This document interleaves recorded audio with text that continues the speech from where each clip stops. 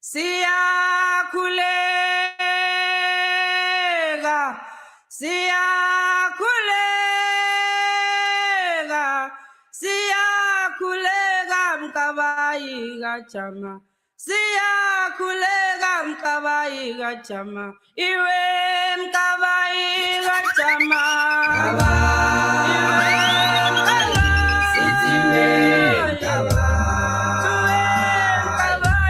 KaJama,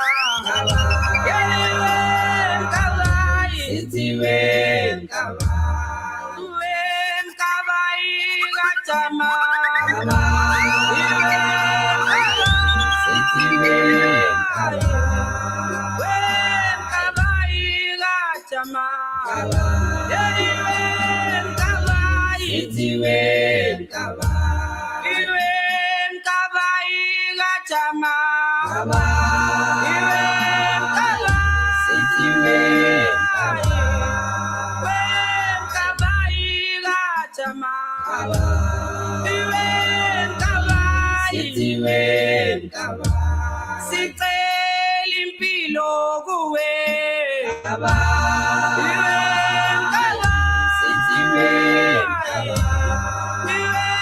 Mkabayi KaJama,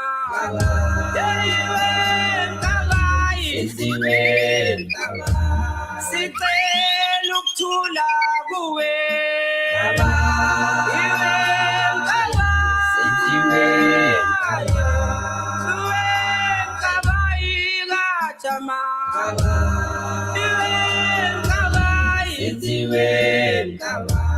sicela imfundo kuwe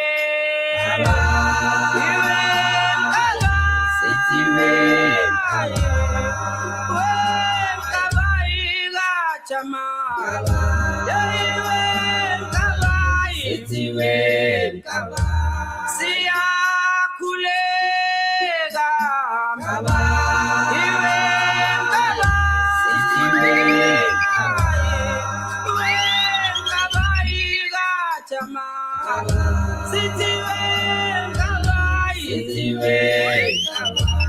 sicela ulwazi kuwe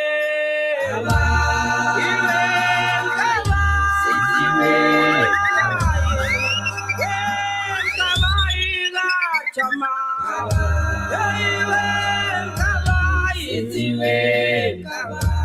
siyakhuleka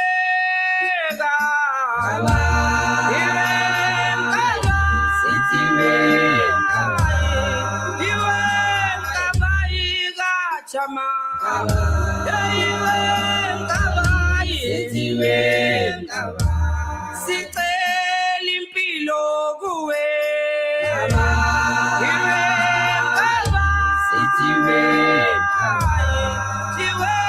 Mkabayi KaJama,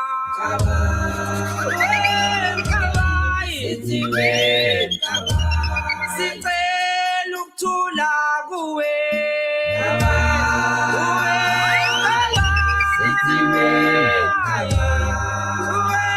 Mkabayi KaJama,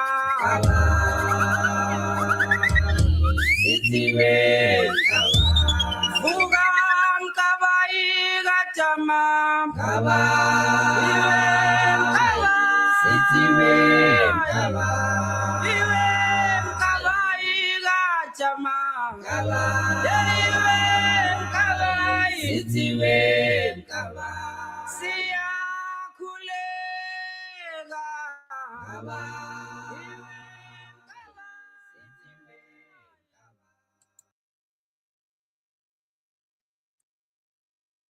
All right, greetings. Go ahead, Shabaka.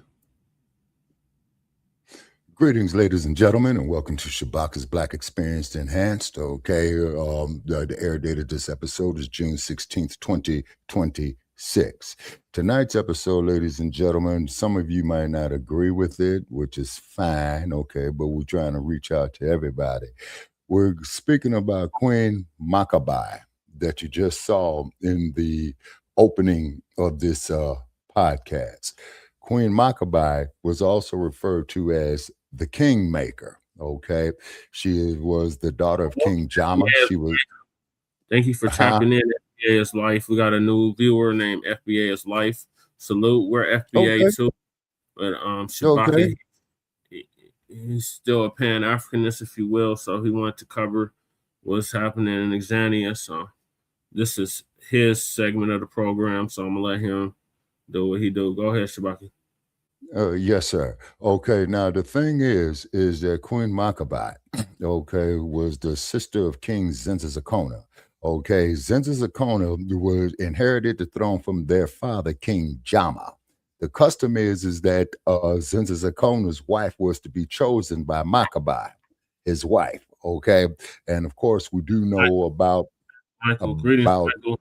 Hi, Jesse. Hi, Shabaka. How you guys doing? greetings.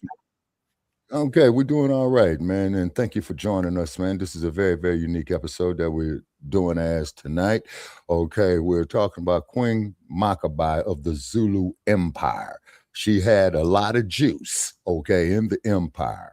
Okay, it's because under tradition is that she would select the wife of her brother, Prince Zenzazakona, before he became king after the death of King Jama. Yeah, okay. We've never been to Africa either, brother. I feel what you're saying, but like I said, this is Shabaka's show. Shabaka gonna do what he gonna do. You might want to tap back in for Front Line Blacc news. Yeah, brother. You might want to do that because me and Jesse, we got an understanding right here. This is why he's the co-executive producer. So tap in back for Frontline Blacc News, man. You know what I'm saying? Because I'm quite sure what you're making that statement that this segment of this will not interest you. And I'm not going to be arguing with nobody. I'm not going to be kicking nobody out of the studio. Going back to tradition is the first step forward. Okay, so check us on Frontline Blacc News. You're more than welcome to be there. Okay, as I was saying. Okay, Jesse has some clips that he have uploaded of Queen Mkabayi. She was the kingmaker, as I had stated. Okay, she also gave the order for Shaka's assassination, just to show you the juice that she had. Okay, why was Shaka assassinated? Because he allowed himself to be bullshitted by these damn British and Dutch. Okay, Queen Nandi, Shaka's mother, had told Shaka in his reign, do not be so open with these whites. Guard yourself. Okay, but of course with the European, which is his nature, lies, deceit, bullshit, you know what I'm saying? And Shaka had jeopardized the security of the state. Okay, Brother Che, please play another video you have of Queen Mkabayi's story. Let our audience get familiar with it. And those of you who are over in Azania, if you guys are up and if you hear us, please tap in. And just request a link and we'll send it to you. So this first one, wait a minute. So the first one is it looks like a cartoon. It's like a cartoon about it.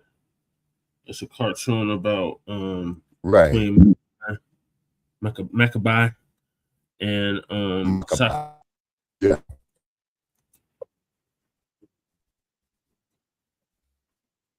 Okay.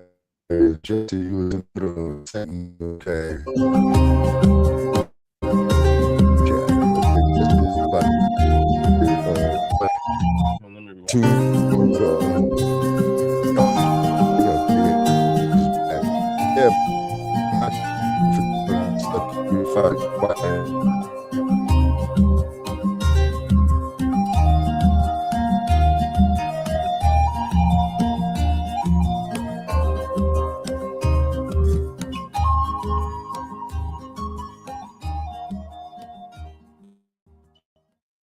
History loves a good king. It's filled with stories of emperors and chiefs who built nations with their ambition and might. Their names echo for centuries. But what about the kingmakers? The figures in the shadows who possess the intellect and the will to shape the destiny of empires. In the story of the mighty Zulu Kingdom, it is 105 the greatest degrees out kingmaker here of in all Las Vegas, was a woman. Nevada today. A There we go. princess born under a bad omen, she rose to become the most powerful Yeah, political mind in the 91 land, degrees in Florida. defying every It's rule in her 90, patriarchal 95 world. today in Denver. Her name was Oh, Mkabayi KaJama. She was the ultimate political player, a princess who almost single-handedly saved her family's royal line and put her nephew on the throne, forging an empire through sheer force of will. That nephew was Shaka Zulu. Hey, Sister But the Val. same brilliant mind that helped build Shaka into a legend is also accused of orchestrating his shocking assassination. So how does a creator become a destroyer? This is the story of Mkabayi, the woman who made a king, and may have been forced to unmake him. Our story begins in the mid-18th century, in the green, rolling hills of southern Africa that would one day become the heart of an empire. At the time, the Zulu were a small clan, just one of many navigating a complex world of rival chiefdoms. It was a world run by men, where a woman's role was set in stone, and power was not for them to hold. It's here, around 1750, that a birth sent a shockwave of fear through the Zulu royal court. The wife of the chief, Jama Kandaba, had delivered twin girls. According to Zulu custom, twins were a terrifying omen, a curse believed to bring disaster and the anger of the ancestors down on everyone. The law was brutal and absolute. To prevent this, one of the twins had to be killed. But in a stunning act of compassion, King Jama refused. He spared both Mkabayi and her twin sister, Mamame. That decision, a simple act of a father's love, changed everything. It saved the life of a girl who would grow up with a political mind so sharp, she would completely reshape their world. From day one, Mkabayi's life was defined by the cloud of her birth. She and her sister were treated with suspicion, a living reminder of a broken taboo. When their mother, the queen, died without ever having a son, many saw it as proof the curse was real. The twins, especially Mkabayi, who was always the stronger and more defiant one, became easy scapegoats for any misfortune. She grew up under this weight of disapproval, but it didn't break her. It forged her. Feeling like she owed a debt to the father who saved her, Mkabayi dedicated her entire life to one thing: the survival of the Zulu royal line. As her father grew old, the Zulu faced a crisis. He still had no son, no heir. Their dynasty was on the brink of collapse. It was then that a teenage Mkabayi made her first bold political move. In an act totally unheard of for a princess, she decided to solve the problem herself. Without her father's knowledge, she went looking for a new wife for him, a woman named Matania Sibaya. Mkabayi arranged the entire courtship and marriage on her own. Her gamble worked. Matania gave King Jama the son and heir he desperately needed. To honor his daughter's incredible foresight, Jama named the boy Senzangakona, which means "we have done accordingly," a direct tribute to Mkabayi. With that one move, Mkabayi had saved her father's legacy, and for a while, even won over the people, who now saw her as a protector of their future. She had tasted power, and it turned out she was better at this game than anyone. This was just the beginning. In 1781, King Jama died. His heir, Senzangakona, was just a boy, too young to rule. The Zulu nation was vulnerable again. As the Council of Royal Men debated what to do, Mkabayi acted. She made a declaration that stunned everyone. She would rule as regent until her half-brother was old enough. A woman had never been regent. It was a direct challenge to the entire patriarchal system, but her personality was so formidable and her influence so great that the men, likely fearing her, agreed. Mkabayi's reign was anything but gentle. She ruled with an iron fist, showing a ruthlessness that solidified her control. She knew power wasn't given, it was taken and defended. Her main goal was protecting the throne for her young brother. When a rival named Sojiesa emerged as a threat, Mkabayi didn't hesitate. She sent her armies to crush him and his followers, a brutal message to anyone else who might challenge her brother's claim. Her rule was absolute. During this time, Mkabayi also secured another key source of her power. As an unmarried royal princess, she was given command of a military kraal, or homestead. Her unit was known as the Abakulusi, and under her, it became a disciplined and respected force. To hold on to this power and her independence, Mkabayi made a life-altering choice. She would never marry. She refused all suitors, knowing that a husband would mean giving up the unique authority she held. Her devotion wasn't to a husband or family, but to the Zulu state itself. She saw her ambition as the kingdom's ambition.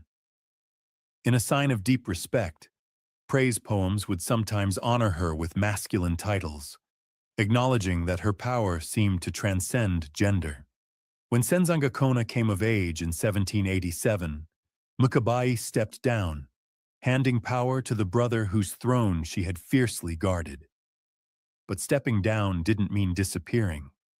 She simply shifted into the role of chief advisor, the power behind the throne. Her brother's reign was defined by her watchful presence, always guarding the kingdom's interests. It was during this time that another key person entered our story, a woman named Nandi. Senzangakona had a relationship with Nandi that resulted in a premarital pregnancy, a major scandal. The child was originally named Skidi, but the world would come to know him as Shaka.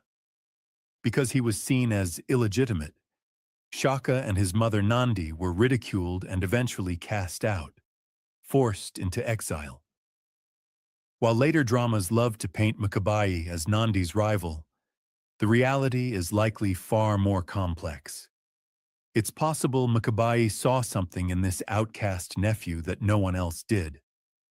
While others saw the shame of his birth, she may have seen a spark of greatness, a boy with the ferocity of a lion. From a distance, she may have watched this boy, this weapon, waiting for the right moment to be forged. Senzangakona's reign was fairly unremarkable. When he died in 1816, the question of who was next threw the Zulu kingdom into chaos once again. The official heir was his son Sigujana. By all tradition, the throne was his. But Mkabayi, the unsentimental kingmaker, saw weakness. She believed Sigujana didn't have the backbone needed to lead the Zulu to the great destiny she imagined for them. Her eyes turned instead to her exiled nephew, Shaka. For years, Shaka had been living with the powerful Mthethwa clan under their chief, Dingiswayo. He hadn't just survived there, he had thrived. He'd become a brilliant and innovative military commander, famous for his genius and his ferocity. Mkabayi had kept an eye on his rise. She saw in him what she was looking for: the ambition, the military mind, and the ruthlessness needed to unite the clans into a true kingdom. So, Mkabayi made her second great king-making move. She decided to ignore tradition and back the illegitimate son over the rightful heir. She sent word to Shaka, encouraging him to make a play for the throne, and began gathering political support for him back home. When news that the fearsome warrior Shaka was coming, backed by Mkabayi, reached Sigujana, the would-be king's reign was over before it began. Sigujana was quickly killed, and the path was cleared. Shaka Senzangakona returned not as an outcast, but as the undisputed king of the Zulu, and he owed his crown to the political maneuvering of his aunt. With Shaka on the throne, the Zulu kingdom exploded onto the scene, and Mkabayi was his most trusted advisor. She was the political anchor to his military storm. While Shaka was on the battlefield creating an empire with his revolutionary tactics, Mkabayi was at home, managing the state. She remained the head of her own powerful Abakulusai military homestead, which was vital to Shaka's campaigns. She effectively acted as his chief political strategist, controlling access to the king and shaping his decisions. Her influence was so well known that a common saying reportedly arose, "Buzani Kumkabayi," which means, "Go and consult Mkabayi." It was an admission that her word was often the final one. Together, they were unstoppable. Shaka, the military genius, expanded the borders. Mkabayi, the political mastermind, consolidated his power and kept the rapidly growing empire from collapsing in on itself. For years, this partnership worked in perfect, brutal harmony, and the Zulu grew from a small clan into the most dominant power in southern Africa. But absolute power can be a dangerous thing. The balance that defined their relationship began to crack, and it all started with the death of Shaka's mother, Nandi, in 1827. Shaka had always worshipped his mother. She was his rock during the hard years of exile, and his rise to power was his gift to her. Her death sent him into a spiral of grief that quickly became a terrifying madness. His rule turned tyrannical. He declared a national mourning period of unimaginable cruelty. He ordered that no crops be planted for a year. Milk, the staple of the Zulu diet, was forbidden. He decreed that any woman who got pregnant would be executed, along with her husband. He had cows killed so that their calves would know how it felt to lose a mother. Some accounts claim he had over 7,000 people executed at Nandi's funeral, simply for not looking sad enough. From her place at the center of the kingdom, Mkabayi watched in horror. The man she had put on the throne, the weapon she had forged, was now destroying his own people. These weren't the actions of a strong leader. They were the paranoid delusions of a despot who threatened to tear the Zulu nation apart. The kingdom she had spent her life building was now facing its greatest threat, not from an outside enemy, but from its own king. Mkabayi was, above all, a pragmatist. Her loyalty was never just to a person, not even to Shaka. It was to the Zulu kingdom. She had built Shaka up to serve the nation. Now he was a threat to its very existence. For Mkabayi, the choice, however agonizing, was becoming clear. To save the kingdom, she might have to destroy the king she had created. The story of Mkabayi and Shaka is a powerful reminder of how complex and ruthless the pursuit of power can be. If you're finding this dive into the intricate history of the Zulu kingdom fascinating, please take a moment to hit the like button and subscribe to the channel. The Front Line Blacc News. Your support helps us to bring more of these incredible and often overlooked stories from African history to light. Now let's return to the conspiracy brewing in the heart of the Zulu Empire. Deciding to move against Shaka must have been the most difficult calculation of Mkabayi's life. This wasn't like removing a rival or a weak heir. This was her nephew, the man she had guided and helped make into a legend. She was the architect of his power. That part. And now she was contemplating its total demolition. It was a betrayal of blood. But in her mind, it may have been the only way to stop the state from collapsing under Shaka's tyranny. History has long debated Mkabayi's exact role in what happened next.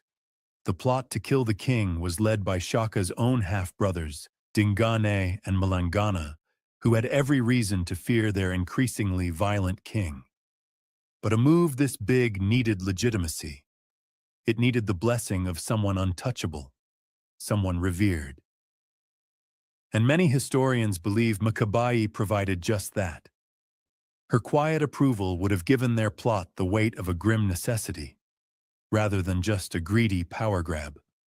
The conspirators waited. In September of 1828, Shaka sent most of the Zulu army on a campaign far to the north. This left the royal kraal, Kwadukuza, exposed and lightly guarded. It was the opening they needed. The details are lost to oral history, but the core of the event is brutally clear. Sigujana and Mhlangana, likely with an inside man, approached the king. He was reportedly sitting on a rock near his cattle kraal when they attacked. They stabbed him with their assegais, the short spears that Shaka himself had made the iconic weapon of his army. In a moment of dark irony, the master of the assegai was killed by his own creation. Shaka's reign, born in violence, ended in a swift, bloody betrayal at home. His body was dumped into an empty grain pit, a humble end for a man who had commanded an empire. In the chaos that followed, Mkabayi's steady hand seems to have been at work. She moved quickly to manage the succession. Her chosen successor was Dingane, who she likely thought would be a more stable ruler. But there was the problem of his co-conspirator and brother, Mhlangana, who now also had a claim to the throne. To Mkabayi, a shared throne was a weak throne. It's believed that to consolidate Dingane's power, Mkabayi gave her blessing to one final cold-blooded act. Shortly after Shaka's death, Mhlangana was also assassinated, leaving Dingane to rule alone. The kingmaker had done her work. She had torn down one king and built another, all in the name of preserving the kingdom. Mkabayi continued to be a key advisor during Dingane's reign, just as she had for Senzangakona and Shaka. She never married, guarding her independence and her command of the Abakulusi homestead. For a time it seemed her terrible gamble had worked. The kingdom was stable, and she was still at the center of power. But the world was changing. European settlers, the Voortrekkers, were arriving, and the political landscape was shifting under her feet. Dingane's reign was marked by disastrous wars with these new arrivals, which fatally weakened his rule. He was eventually challenged by another half-brother, Mpande. In 1840, Dingane was overthrown by Mpande's forces, who had allied with the Boers. With Mpande on the throne, a king she hadn't chosen and who didn't owe her his power, Mkabayi's long run as the... Shabaka, would you like to tell the viewers who the Boers are? The Boers are those white people, the same ones who deceive Shaka getting ivory, of getting the land, of getting resources. Queen Andy told her son, do not trust these damn whites. Prior to Shaka's assassination, Farewell, who went from England, had told Shaka that we will see your need. Huh? Are you on the headset or the Bluetooth? Because it's starting. What happened? I'm on the headset. Okay. No. Yeah. The video's almost, this is basically done. Yeah, it is embarrassing. Okay. What? Okay, but hold on. Okay. Can you hear me now? Yeah, we can hear you. No, I ain't on African Bluetooth. No, okay. They say FBA is life check, and I'm getting ready to hit you with a ranch, man. You talk. Hold on, Shabaka. Let me set him straight, because he's a new viewer. I don't necessarily want to lose him. Okay. He is FBA, and Arlene is FBA, Shabaka, and he didn't know that we cover other topics besides, or other groups besides FBA. So he's new here to Shabaka Experience Enhanced. He might have heard about Front Line Blacc News, which is a FBA B1 platform. Shabaka's Black Experience Enhanced is just a straight B platform. Anybody black, anybody considered black, anybody under an umbrella of black, we cover from the beginning of time until 10 minutes ago. So until 10 minutes ago. And then on what we do here. It's all good, FBA. But just to clarify, we are both FBA. Our lineage is tied to the Southern United States. And we are Black first. We are basically Black nationalists, militants, to put it mildly, revolutionaries. So if you're on that type of time, then you're at the right place. Because our ultimate goal is liberation and freedom for our people. And the only way that can be done is if we replace this global system of racism and white supremacy with a system of justice, which guarantees that nobody's mistreated and those that need the most constructive help get it. What? Oh, you did? Okay. Thank you, Brother Che. Yeah. Okay. Thank you, Brother Che. Appreciate that. Okay. So now with Mkabayi being the kingmaker, as you saw right here. Okay. Now, Zenzazakona and Nandi had Shaka out of wedlock. Okay. But however, with Shaka being the firstborn of the king, okay, puts him in an heir to the throne. So Zenzazakona had casted Shaka out, also had ridiculed his mother. So when Shaka learned his military skills under the mighty Dingus Wild, who he had saved, who was injured after a battle fight, when Shaka was exiled from the Zulu Empire before he went through the rites of passage, okay, Dingus Wild said, hey, man, you're welcome to kick it here. So then Shaka had asked Dingus Wild, I want to be commander of your forces. Dingus Wild gave it to him. You see, Dingus Wild was assassinated himself. Okay. So Shaka took FBA's wife said I expired. Yeah. Just say Nandi had a baby mama interview. Yeah. Okay. Now, Val, that right there, she had that baby's mama energy, and plus that Nandi was very beautiful. So if I was Zenzazakona, man, you know. However, but we're not going to talk about that. Okay. So therefore, Nandi told Shaka when Farewell and Flynn, H.W. Flynn came there, Nandi told her son, do not trust these people because their mission was to go there to get the land by any means necessary, lies, deceit, you know what I mean?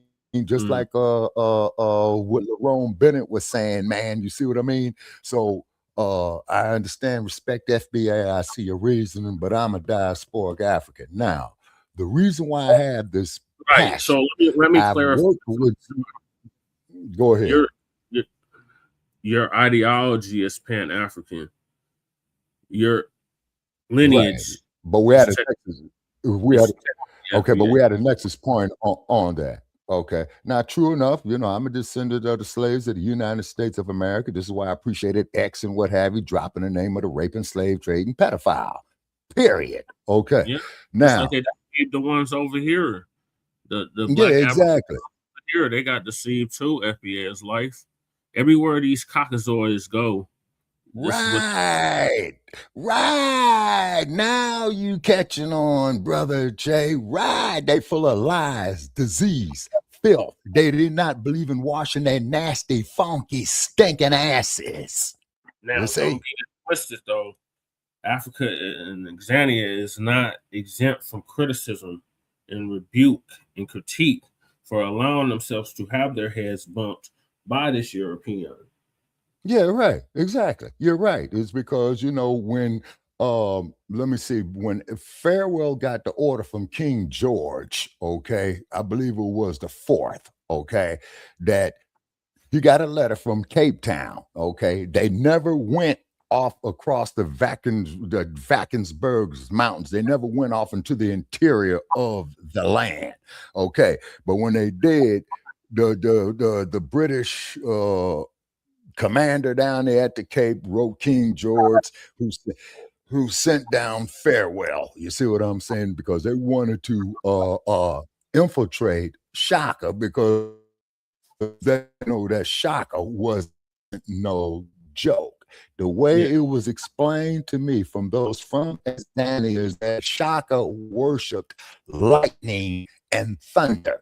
This is what the term Zulu means: lightning and thunder.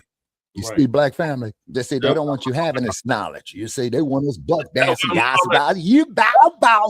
Fuck that. Shabaka, is We that don't why do that here, Shabaka?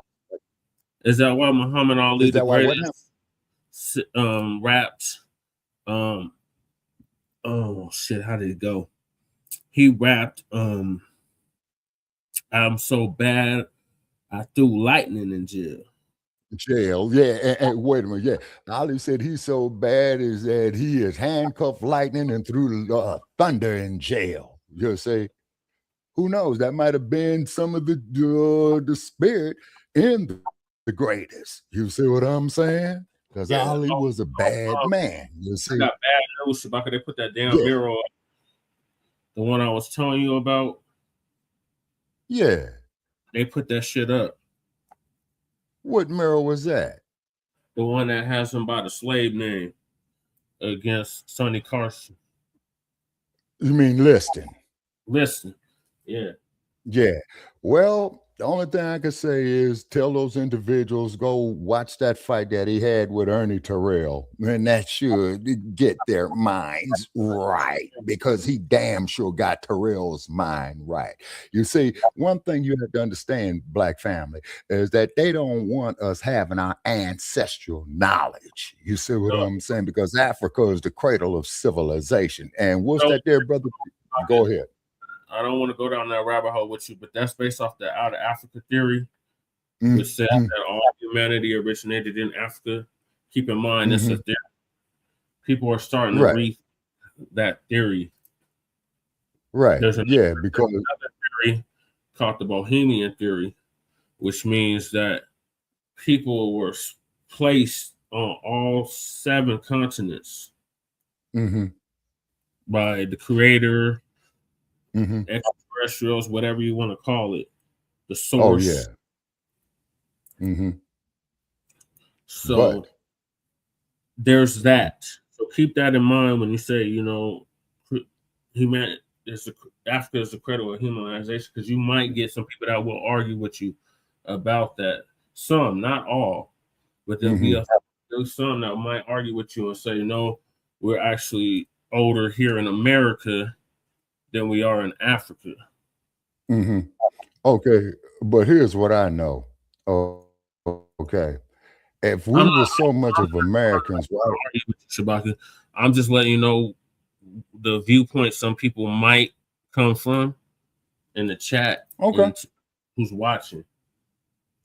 Okay, all righty. Okay, recognized, acknowledged. Okay, all right, Mac 285. How you be? Okay, but also too, staying dry and above water level. I heard it's flooding down there. Y'all might have a tropical storm forming right now as we speak. Wow. Okay. All righty. And where's old Miss Bianca at? What her feisty self? I'm already to Google chat her, but okay. All righty. Okay. Phone was completely dead. So okay. I can understand that. But anyway, people. I just sent her the link though, Shabaka. Okay. But anyway, though, people, the point is that we are looking at the power that the Black woman has. Okay. Like they say, even here in the U.S., the family is never the same when grandma is gone. You see what I'm saying? Okay, so we're emphasizing the power of the Black woman. You see what I'm saying? No Nabiscos are allowed here on Shabaka'S Blacc Experience Enhances, because I'm tired of arguing with them. Yeah, but Frontline feats of rain. So do your best to stay above ground. Oh, absolutely. And then keep in mind that the way it was explained to me that the word Zulu means lightning and thunder. Okay, so there you go on that. Now, Mkabayi, okay, when she ordered his assassination, okay, it was for the good of the state. Now, you got to keep in mind that Shaka's main generals, Mkabayi and Kamkaposi, okay, they told Shaka, okay, with Mkaposi told Shaka, hey, man, if the whites give you wings, man, it is because they want to make you their victim. Shaka says... They might mention this, Shabaka, because there's still what? like 6 minutes left of this clip. Oh, yeah. Okay, yeah. Let's go on and finish with the clip. Okay, gone on mute. Ultimate power broker was finally over. The new regime... They look mighty native. I just want to point that out.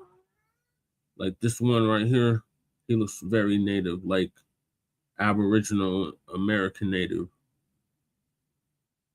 So I don't know if this is AI generated or what, but the Zulu look kind of I don't want to say non-African because there's no one specific monolith for African, but they look kind of Aboriginal, like American. Aboriginal. Right. And you're saying that this is not how they look back then. So Yeah. it could be AI generated. Saw her not as a respected elder, but as a symbol of a bloody and conspiratorial past. For her widely suspected role in Shaka's assassination, an act many now condemned, she was banished from the very kingdom she had spent her life building. Mkabayi, the princess born an outcast, the regent who ruled like a man, the kingmaker who created and destroyed a legend, died in lonely exile around 1843. She was in her early 90s. She had outlived all the kings she put on the throne, only to be cast out by the last one. It was a quiet end for a woman whose life had been anything but. The legacy of Mkabayi KaJama is as complex and debated as her life. To this day, she is seen as both a hero and a villain. To some, she was a ruthless manipulator who used assassination as a political tool. They point to the string of bodies left in her wake as proof of a cold, calculating ambition. To others, she's a feminist icon, a trailblazing leader who smashed the patriarchy of her time. She ruled as regent, commanded soldiers, and held more political power than any man, all while refusing to marry and give up her independence. In this light, she is a symbol of female strength and political genius. But perhaps the truth is somewhere in the middle. Mkabayi was, above all, a Zulu patriot.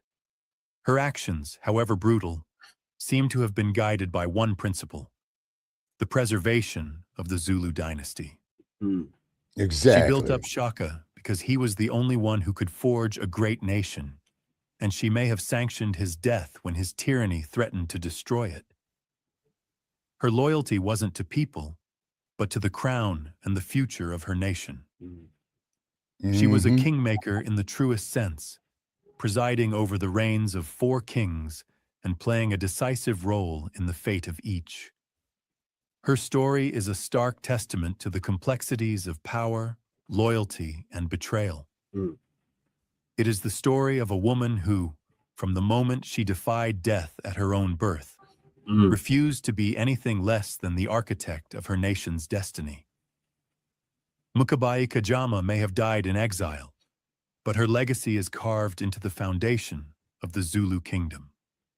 The woman who built an empire, and then, to save it, let its greatest hero burn. What do you think of Mkabayi's legacy? Was she a patriot or a traitor? A feminist hero or a ruthless tyrant? Let us know your thoughts in the comments below. And what do y'all think, chat? Yeah, and follow the like page of Shabaka'S Blacc Experience Enhanced. Okay, now we're going over to the chat. And I knew this here was going to be, let's say, controversial. But what it is, though, is this is why we created the hashtag resurrection of the mental dead. Okay. Yeah. And then, okay, Mac 285, look at all that beauty and we lost it. Why? Because they believed Nabisco coming down there with his funky, stinking, nasty ass who didn't believe in bathing. And Nandi told her son, the queen mother of the Zulu Empire, do not trust these motherfuckers. You see? So what had happened is he wants to be like Shaka and be hardhead and be a damn yeah, exactly. So what had happened is when F.W. Farewell, Shaka's prime minister, Mkabayi, who went and met with the British at the Cape, the British said, we looked at this here as an act of war, and so we getting them up out of here. So therefore, Mkabayi, he did population control on his own people. They said that he wouldn't even let them have kids. He said he'd kill them if they had a baby or a twin. Okay, but what it is, though, is that he had wanted the nation to feel the grief that he felt of the death of the Queen Mother, which was Nandi. Now, what had happened is that the white man had came up there and told Shaka a bunch of bullshit that we all of this, is that we all of that, and Shaka told the white man will well, you said you're Christ, you know what I'm saying, was resurrected. Well, she's the queen of queens, resurrect her. The white man tells her, Shaka, your mother's dead, ain't nothing I could do it. That's what pissed him off. He finally realized that he has got his head bumped. You see what I'm saying? And his mama told him, don't do it like that. You see? So he lost his mom? Yeah, Nandi. This did something to him. He was deeply hurt. The nation had to suffer as a result. Yeah, exactly. You see what I'm saying? Now, FBA's life says sound like a selfish African to me. Tell me, what them goddamn Nabiscos do for you, man, except hang you from trees and strip you of your culture and cut your balls off? What did the Nabisco do for you? That's what I'm talking about. They selfish too. Sitting up here loving these motherfuckers, man, and they up there dedicated to our destruction. Look at Carmelo Anthony. They selfish too, Shabaka. He didn't get that way. He had that interaction with him. If I'm understanding, right. That's my brother Che, because that's my point. See, and this is why Mkabayi ordered his assassination, because he jeopardized the security of the state, just like when they captured his great nephew Setzwild after the Zulu Wars. What did Queen Victoria? What did he tell? We're all still alive, but it doesn't negate the fact that's what they did to us, and they continue to do to us. Yeah, exactly. You see what I'm saying? And then what did Queen Victoria? What did he say to Setzwild? Her words were exactly. Victoria. Yeah, Queen Victoria. Yeah. It's Victoria's Secret. Yeah. Now, she says to Setzwild, the reason why we felony charges. Oh shit, they got him there. He going to prison for a long time. Yeah. But you're changing the subject, and we will do a show on that there. FBA is for life. Please do not deviate from our subject. I'm well aware that it was going on with Mr. Mayweather. I'm out here in Las Vegas. He started kicking Trump and all that, so he brought it on himself. Let's see if Israel bails out. Yeah. And so then, as you know, Stinky Bird, the Boer, he's not no African. He's a Boer. They came up there with that Dutch word apartheid, meaning apart, because they didn't want us having the wealth of the Who did the paperwork? Because the Africans, they didn't write nothing down, not like that. The European was documented. The European was documented. Is because you see, this is what they would call as Miriam Makeba says, we pass down our traditions orally. You see what I'm saying? So when the white man comes there, he's going to say, you didn't exist until we got their proof. Now you exist. Now, FBI, why are you so angry? I just typed in the chat. Hey, man, just shake the spot, man. Shake this, because you're trying to contradict me, cat. This is my goddamn show. I don't do that there to people while I'm on a show. You ain't contradicting me. All right, now. Ignore the point. Just continue on what you're doing, because you're gonna get distracted, and then you're not gonna get to the crux of the show. Okay. So exactly. just ignore him. We got Sister Akshita in the building. Okay. Yeah. Okay, Sister Akshita, thank you. Let me drop chiming in. Let's get some feminine divine energy in here. Yeah, right. And that's why I called Sister Akshita, because she is the matriarch. You see what I'm saying? Which is divine feminine energy. I'm gonna drop the link for you, Akshita. Yeah. And so then now these brain dead motherfucking Eurocentric minded Negroes, I'm through with you. I can't do it no more. I'm too old. I tried for the last 10 years. I'm not going to ever tell a grown man how to think. Okay. I'm not ever going to never going to disrespect a grown man, but a grown man ain't going to disrespect me either, because that's the thing about being men's folk. You say now. I think we need a new term for it. I think it's American centric. It's what now? American centered. American centered. Okay. Yeah. American centered. Sure, you're right. Okay. All right. Now, true enough, we built this damn country. Okay. And we are old. Okay. When we get on Front Line Blacc News, we'll talk about that. Okay. Yeah. Now, but the thing is, though, as going back to tradition is the first step forward. And keep in mind, these white people don't never want us going back, to our African traditions. I'm not talking about the sellouts, because them sellout drunken ass motherfuckers that sold us out for trinkets. Yeah. You see what I'm saying? They need some Mkabayi on their asses. You see what I mean? They really do. Yeah, they really do. Okay. Now, but the thing is, though, black people, we are a very, very unique group of people in our own right. You see, why do you think these Nabiscos want to, fuck our women, and then these Becky telling the brother what he had to do it, or she's gonna cry like immaterial cases? You see,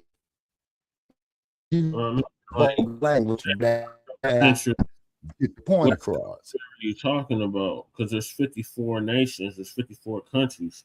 It's like when you talk about the Americas, it's like 20 different countries. Oh yeah, North America, South America. Okay, yeah, okay. All right, so actually this is actually very wise. We haven't heard from Michael either. Man, here we go.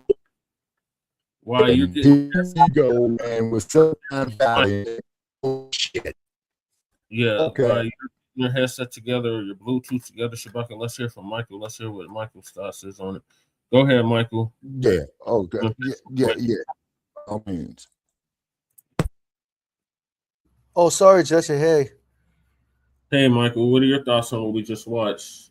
My thoughts are, very interesting, very informative. Like, this is a version we never seen before. And you're right that how AI painted the Africans as Native Americans, because I've never seen something like that before. And I know Africans don't dress like Native Americans do. And I think the white people as a whole, right, regardless if they're from Europe, America, I think they're doing this because they know they're losing control of the narrative. So they gotta, use AI as an economic gain. Yeah. Okay. And also my message to them, I know it's kind of like unrelated, but my message to like FBAs, if you see based on colonism. Yeah, if you see the Beckies, Karens, those who are in wheelchair, which I just saw now for Scott, please do not allow them to push your buttons or fight for them. Let the Beckies and Karens fight for their own issues when it comes to healthcare, because if the Beckies and Karens do truly care about FBAs, they wouldn't be so crazy and desperate. You know what I mean? Mm-hmm. FBA is life. You're welcome to come up here as well. Yeah. instead of just typing in the chat. Sister, Yeah. are you able to join us? Okay, this is a mic check. How do I sound now? Because I switched to the Bluetooth. You sound much better, Shabaka. Okay, all righty. Okay. All right, okay. So once again, man, you know, here they come with their fucking with this. Okay. All right. Now the thing is, people, okay, when Okay, sounds good. Happy as life. Yeah, okay. When it comes to our culture and what have you, just like Hollywood with those damn jigaboo movies and all that old type of shit. You see what I'm saying? Just like the South African broadcasting company that did the movie of Shaka Zulu. Okay. Quite naturally, of course, you know, they want to show that they're all the way right. And then to find out, you know, that the people who starred in the movie didn't get paid. You see? You know, now here they want me to install some damn updates on here, man. Shit. So anyway, I have a whole queue of videos lined up. It's all about her. Okay, yeah, let's go. Yeah, let's go through the videos. Okay, going on mute. Okay.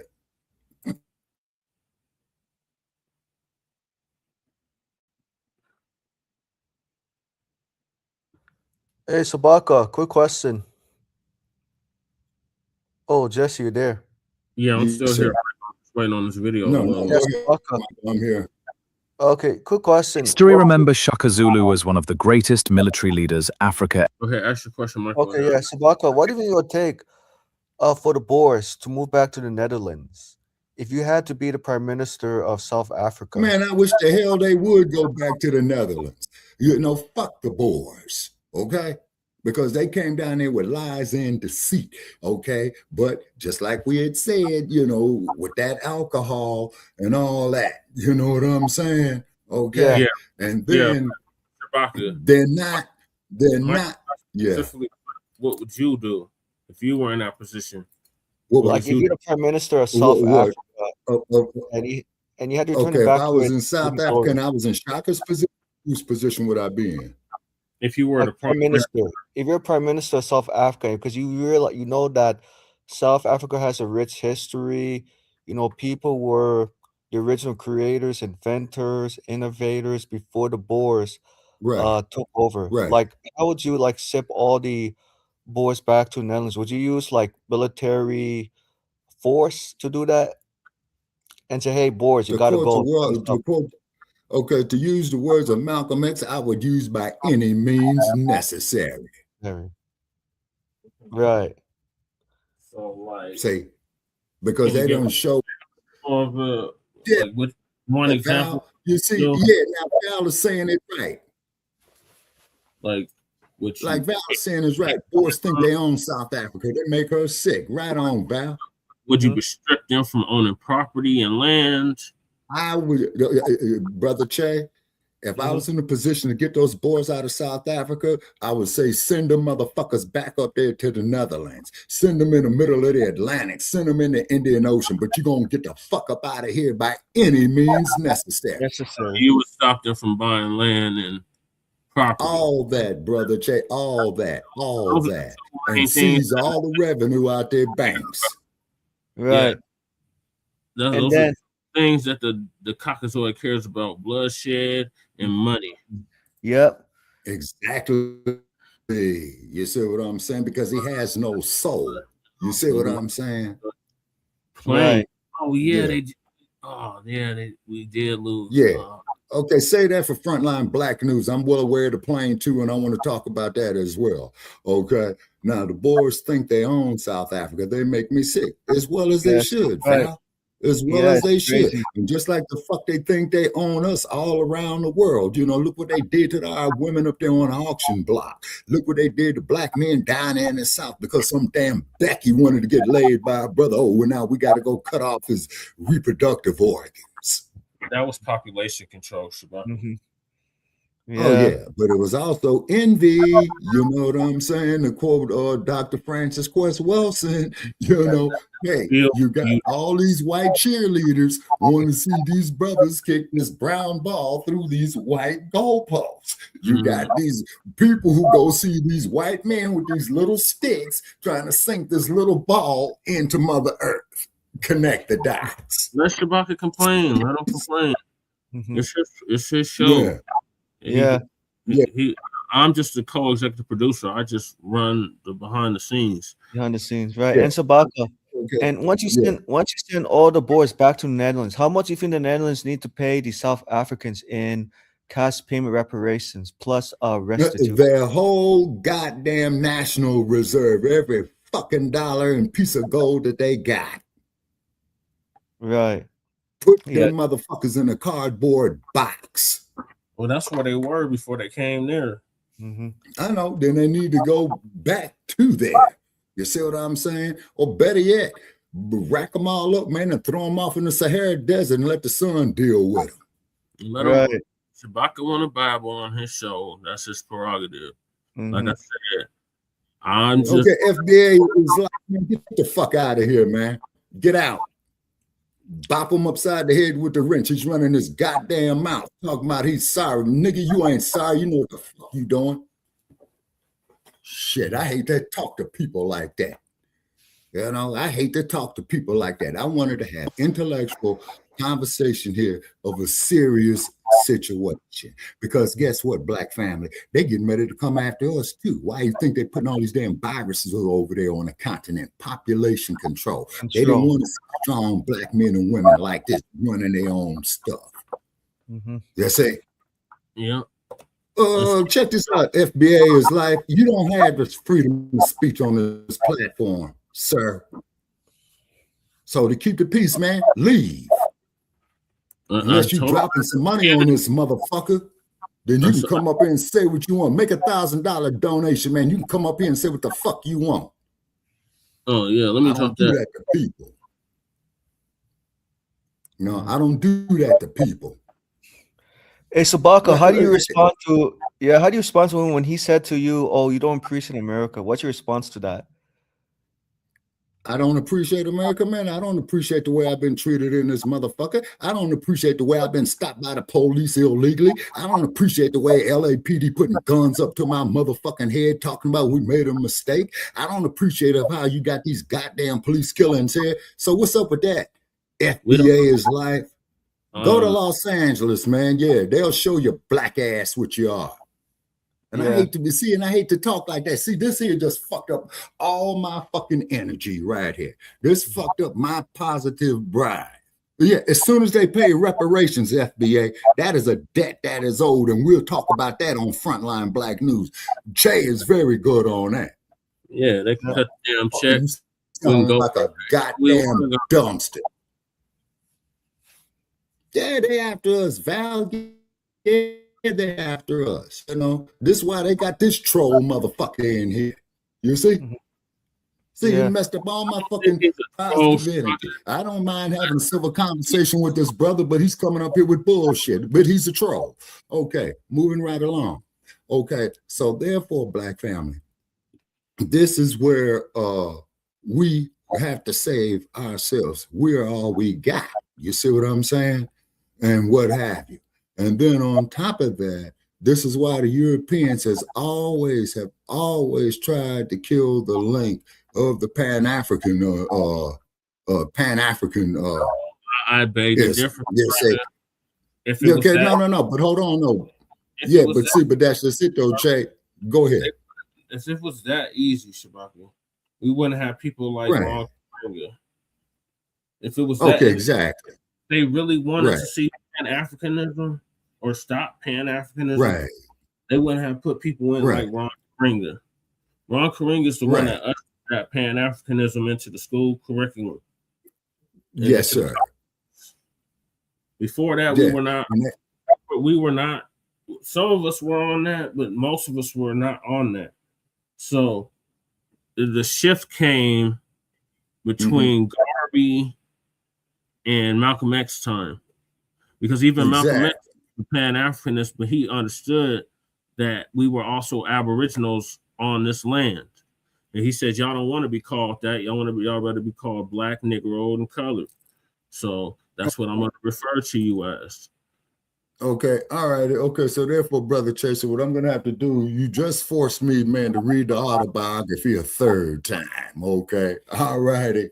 You just forced me to read the autobiography a third time, and I do have it. Okay, now, I don't like arguing with people, particularly our people. Okay, argue, but it's with certain people. You like to argue with Nabiscos. You don't like to argue with other people, but you like to argue with Nabiscos. So you do like to argue. The thing is, brother is coming from a FBA mind state and ideology. So he don't see nothing besides the United States. Okay, all right. I can respect that. Myself, I've studied world history. Right. I know world history, so I didn't just limit myself to the United States. I learned the history of Africa. I learned the history of Asia. I learned the history of Europe. And I learned the history of the Americas. So I just limit myself. I was open to hear, the different perspectives, places. Yeah. I always wanted to travel. I always wanted to go to Africa. Like when I was 5 years old, I wanted to go to Kenya. I said, hey, I'm going to go see the pyramids. I want to go see the pyramids. Right. And I'm still trying to get Ashwa too, you guys. Yeah. Still do it. We got FBA people here in the States, in my own hometown, in the city of Denver, that have gone over to examine. Okay. They've lived there for years, and then they realized that it was off cold as hell and came back. Okay. Yeah. Okay. Oh, Shabaka, I think this is why we need more Mkabayis to keep motherfuckers on code. Right. And basically that's what she did. She kept these motherfuckers on code. You see what I'm saying? Regulator. She was the enforcer of the code. Right. That's what I'm saying, Brother Che. That's why when I came across the information on it, I says, no, we got to get this up here. You see what I'm saying? And I mean, and then when these Nabiscos come on my timeline, well, Shabaka, we're all the same. Bring your white ass out here in this 115 degree with me here today. Let's go sit by the Las Vegas sign. But guess what? You have to leave your sunscreen at home. I appreciate you. Yeah, Jesse, you should be a professor, and Shabaka, both of you guys should be professors because you guys have very unique perspectives. Guess what will happen with me, Michael? What happened? What happened? I would be assassinated. If you're a professor at a college, everything. You say if you ran for political office, you'd be assassinated. This we that in our mind don't mean we shouldn't. Oh, and you're right. And if I went by that narrative, I'd political office because I knew the job was dangerous when I took it. This would be my fourth time running.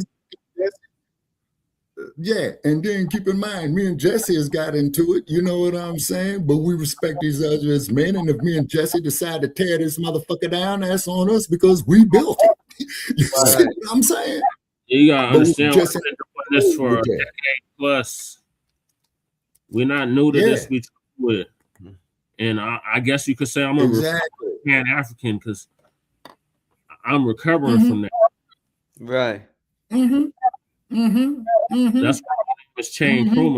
I was given that name. Throw that cut out there. Throw FBA life out the office, man. Hit them with the wrench. Yeah. By the way, I think FBA. No, don't pop the wrench on him, Shabaka. He just has a difference of opinion, Shabaka. It's not like he's like talking reckless. Okay, he's on platform, man. He's not. We'll get with him on Front Line Blacc News. Like he's not pulling a crew. He's not doing crew type activities. He's not threatening you. He's not trying to cause harm to you. He's just saying you might want to go over there and check it out before you you know, make Yeah, because I've had relatives that went over there, and I've interacted with people from the continent here in this country. But yeah, maybe I should check it out. You know what I'm saying? Maybe I should. A lot of Pan Africans, they'll talk that Pan African stuff, but they ain't never set foot in Africa. Right. Yeah. And then on top of it too, you got the sellouts over there that you have to deal with as well too.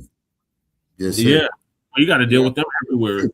See, we're the only people that have a culture of checking coons and sellouts.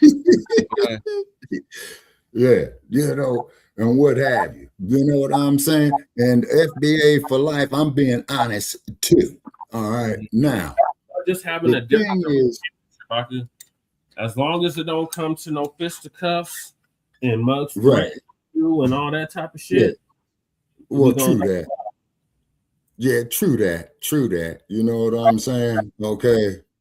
And he says he's a black Republican. Okay, well, actually, man, you know, the Republican Party, black people followed the Republican Party all the way up to 1960 when they got their heads bumped by the Democrats. Yep. You know, the radical Republicans, they brought in Reconstruction, and then my state becoming a state ended Reconstruction.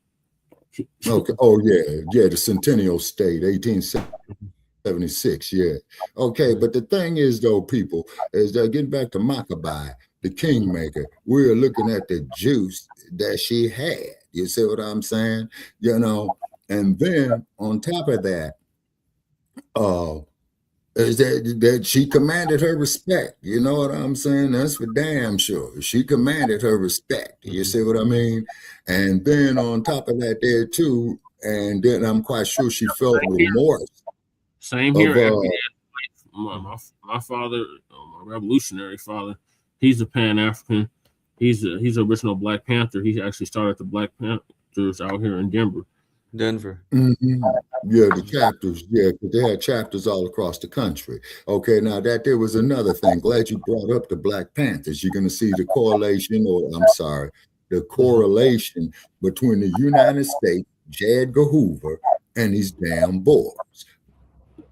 What did Hoover say with his gay ass? Just the mere organization of Negroes is a threat to the national security of the United States. Just the mere organization. You see what I'm saying? Just the mere organization. This brother here, I would like to reach him out with welcome, man, but he came in here, you know, offended me and disrespecting the platform. But when he get here, he's welcome to come up on Front Line Black News after we do it right here. You command that, Jesse. You know, then he can say what the fuck he want to say. Right. Say, but not on Shabaka'S Blacc Experience, he ain't. You see? Now. We don't want to have another cruise situation, Shabaka. No, we don't. We're not going to have another cruise situation. We're not. Okay? All right. And then on top of it as well, too. Now, another thing that Shaka did emphasize, gentlemen, you're going to love this one, of having his soldiers in shape. You see what I'm saying? He had them doing all that road work, weight training, you know what I'm saying? And he built one of the greatest war machines in the history of mankind. Man, you even got U.S. military experts that look at his tactics. Sir, I'm not your enemy either, brother.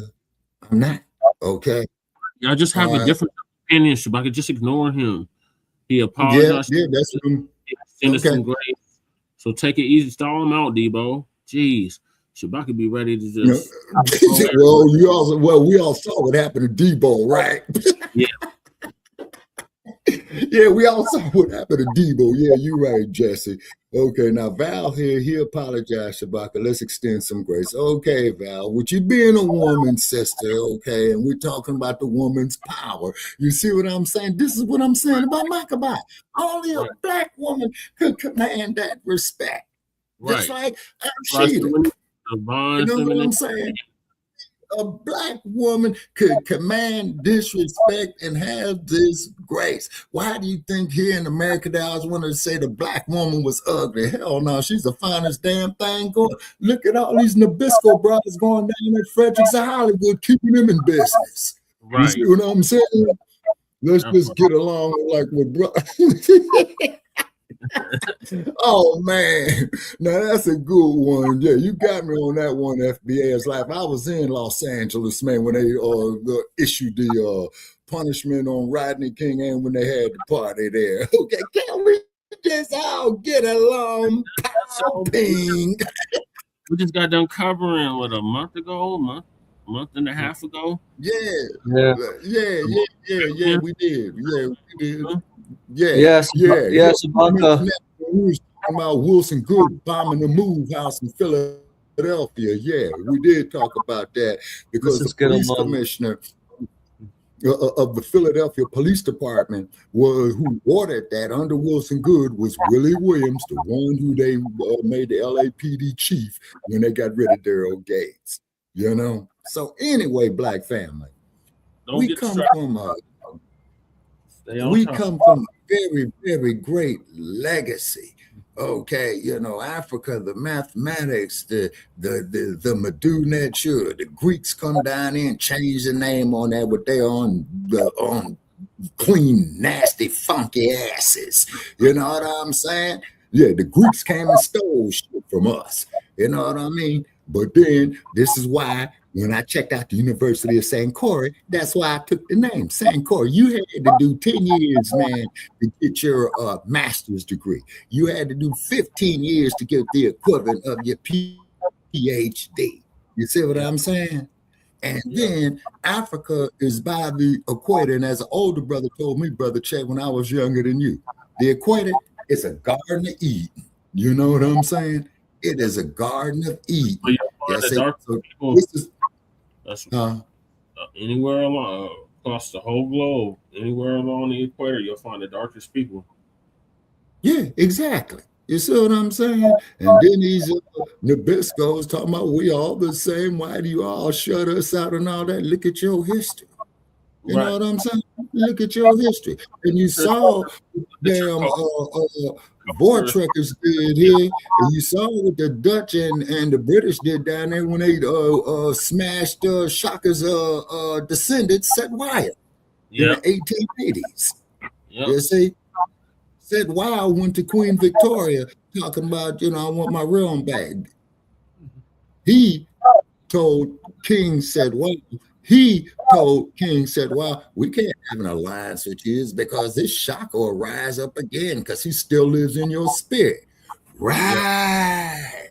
Exactly. You see what I'm saying? Why do you think Muhammad Ali did what he did when he refused to go to the war in Vietnam? That was Shaka right there. Ain't no Viet Cong ever called me no nigga. Ain't no Viet Cong ever bombed my church and lynched my men folk.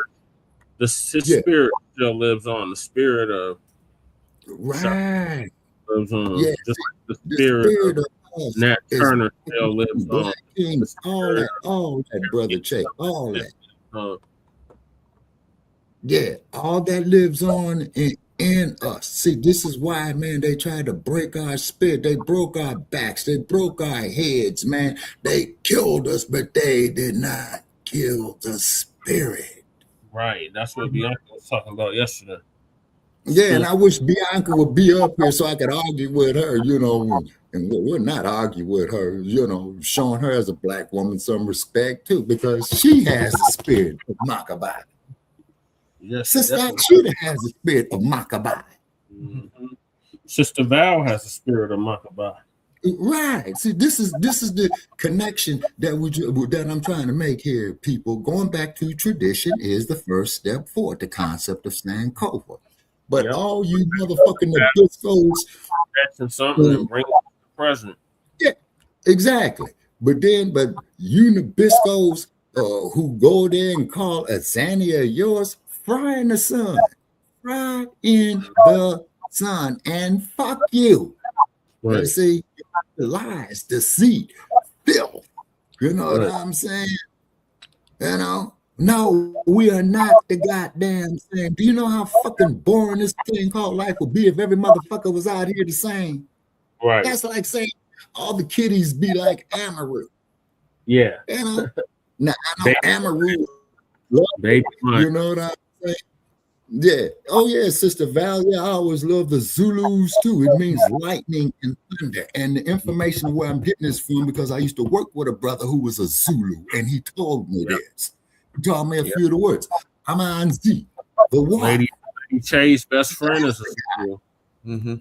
Okay. The Asa guy, which is Shaka's stabbing spear. You see what I'm saying? Now, Val. Lady Che definitely got the spirit of Mkabayi. She don't take no shit at all. Yeah. You see, and then too, I will never set foot into New Orleans. I've been through Louisiana, Val. I heard too much of the ancestral crying and the pain. I mean, I've been there. I'm going through the state where my ancestors slaved in Alabama. And I was a slave. I heard that pain. Yeah, I've been to South Carolina. You know what I'm saying? Okay, now Michael is here. Research, man. Zulus are very emphatic, and I understand why Philip Scott is comfortable. Empathetic, yes, sir. Okay, empathy. Okay, I understand why Philip Scott feels more comfortable with them when he does with people from West Africa. Okay. All right, exactly. Because like I said, I've worked with these brothers for about 5 or 6 months. I felt very comfortable working with them. You know what I'm saying? And then they would ask me questions about the slavery and how we were fucked off over here. You see what I'm saying? Then I remember I met this South African fox, and she asked me, "Are you from South Africa?" I says, "No, honey, I'm from South Central Los Angeles." She says, "Oh, really?" And she laughed. You know what I'm saying? Very nice look, And then on top of it, with the Kosa language that Miriam Makeba sings with the click songs. You see what I'm saying? Okay, that's very interesting. Okay, and then of course, as you know, that Miriam Makeba at one time was married to Hugh Master Taylor, the one who made the song in 1968 called "Grazing in the Grass." You know what I'm saying? And what happened? You see, so this is a very, very fascinating history that we come from, Black family. You see, this is why the Nabiscos don't want you having this knowledge. You see, they want us to do the imitation of life, which is really sad. And if you saw that movie, Imitation of Life, and didn't cry, you ain't human. You know what I'm saying? Hey, Oh, Shabaka, I just have another quick question. Another quick question I want to ask. Yeah. If you had to meet the reparations perspective, aka she was the woman who, and she's very passionate about American freedom. What would you say to her, to Angela Nirvana, aka the reparations perspective, who's so passionate about American freedom over Pan-Africanism? Okay. Reparations, Michael, is a debt that is owed because we built the damn United States. That is a fact. Okay. All righty. Now, also too, Brother Che, the counterman Bianca. Okay, I'm looking for the sisters, man, that did the scuba diving in the Bahamas where they're finding the wreckage of the slave ships. Okay, so if you come across it before I do, let her know that I'm trying to reach out there to them as well. But what it is, though, man, when you look at these beautiful Black women, okay, like screen, she looked like Mkabayi looked like yes, Lord. Yeah, goddess, you know what I'm saying? And as Sister Akshita say, the power of the matriarch, you know what I mean? Why do you think these Nabisco women, including the Boers, go to Fredericks and Hollywood and go have augmented surgery and keeping all them plastic surgeons in business out there in Beverly Hills? And then the older they get, all that shit turns to shit. You know what I'm saying? Mm-hmm. Nothing personal. I'm just stating. My grandma, she had similar figure, but my mom always had more figure than my grandma. But my grandma used to tell my mom, there's people that pay to look like me. Mm-hmm. Yeah, right down there in Hollywood. Yeah, right out there, Cedars-Sinai Hospital. What's the other place where that specializes in plastic surgery? Oh man, I forgot it. But they out there in Beverly Hills making a killing out there by UCLA. You know what I mean? Okay, so the thing is, man, is that where we come from, we need to quit hating ourselves, Black family. We really do. We need to, and this here goes for them on the continent too, Brother Che. This here goes for the continent on there too, because you heard me come down on them damn people who was calling me a cotter and all that old type of shit. You know what I'm saying? And what happened? So you right about that. You see what I'm saying? I don't think it's hate. I think it's FBA's realizing we had our heads bumped. Mm-hmm. We're the only ones that were pushing Pan-Africanism. We were the only ones that seen other melanated peoples as Black. Right. Okay. So what you talking about, brother, for all practical purposes is what they would call a culture clash. Yeah. We didn't know. Okay, just like that video. Yeah, just like that video we did, man, where that woman go up there. I'm just coming here to take. You know? Yeah. I remember. Yeah. And then the sister who came down on that cat, man, who was saying he was pretty much the take malversion. And the sister said, well, if you was to take your black ass down there to Birmingham, Alabama in 1963, yeah, that will remind you of what you was. You would be stretched out there talking about good trouble like John Lewis. I'm knocked upside the head, but that's good trouble. Yeah, I mean, even Muhammad Ali said they treat them differently. Mm-hmm. Mm-hmm. Mm-hmm. Hey Jesse. Yeah. Oh, go ahead, man. Oh, I was going to ask both of you, Jesse and Shabaka. But sorry, hey Jesse, because we know that Philip Scott likes to travel to South Africa and some parts of the African continent. What advice would you give to Philip Scott? Y'all definitely do come in all shapes and sizes. Yeah, they do. Lord, yes. Mm-hmm.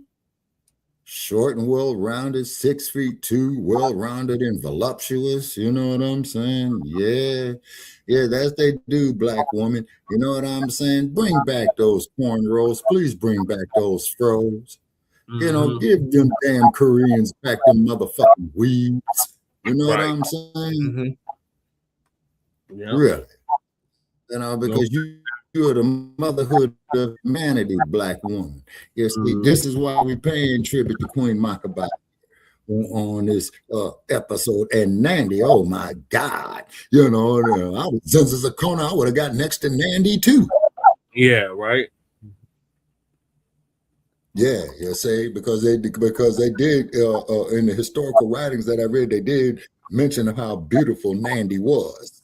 You see what I'm saying? But since the corner, Shaka's daddy was reckless. Yeah, Mkabayi's brother was reckless. See, Mkabayi understood of having the security of the nation. And then when she ordered Shaka's assassination, it broke her heart. But she had to worry about the nation. Then in the 1870s, who comes? The Boers, the stinky birds, as in Musk. Okay, because Musk means you stink. Okay. Then what they do, they came with the weapons, just killed off the people.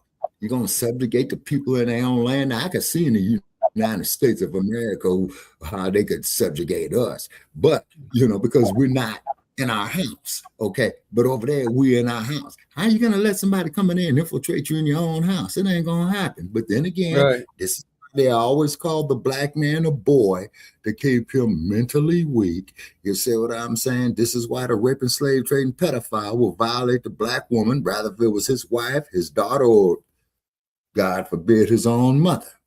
You see what I'm saying? Just like how we did Brother Che with the breeding farms a while back. You see? You know, and then if anybody remembers Jimmy the Greek, and you could pull him up too, Michael. Jimmy the Greek was a sports analysis on CBS Sports, him and Jane Kennedy, and they used to deal with the football in the 70s, I think, Brother Che. So therefore, Jimmy the Greek made the statement, which he was right about, and they fired him for it, which I don't think he had. He says the reason why the Black athlete was so exceptional because during slavery, he was bred for strength. That is a fact, you see. So therefore, the genetics pass on down. So they went on and fired the Greek. You know, I don't think they should have fired the Greek. Yeah. I just talked to Bianca. She's watching a movie with my niece, so she won't be able to join us. Is it because of Shabaka'S Blacc experience enhanced why she can't join us? No, she's watching a movie. Oh, okay. All right. And watching a movie with my niece, Kizzy. Oh, okay. Oh, okay. Well, she's welcome to look at the playback, you know, and comment on and what have you. Okay, but the point is, though, black man and woman, okay, we are a great people, okay? Yes. Don't let these motherfuckers sit out there and tell you that we're all the same. No, we are not the same. Right. You see? And there's nothing wrong with that. What's that they call that? Diversity. Okay. Mm-hmm. But at the same token, black family, we got to look out for us because we is all we got.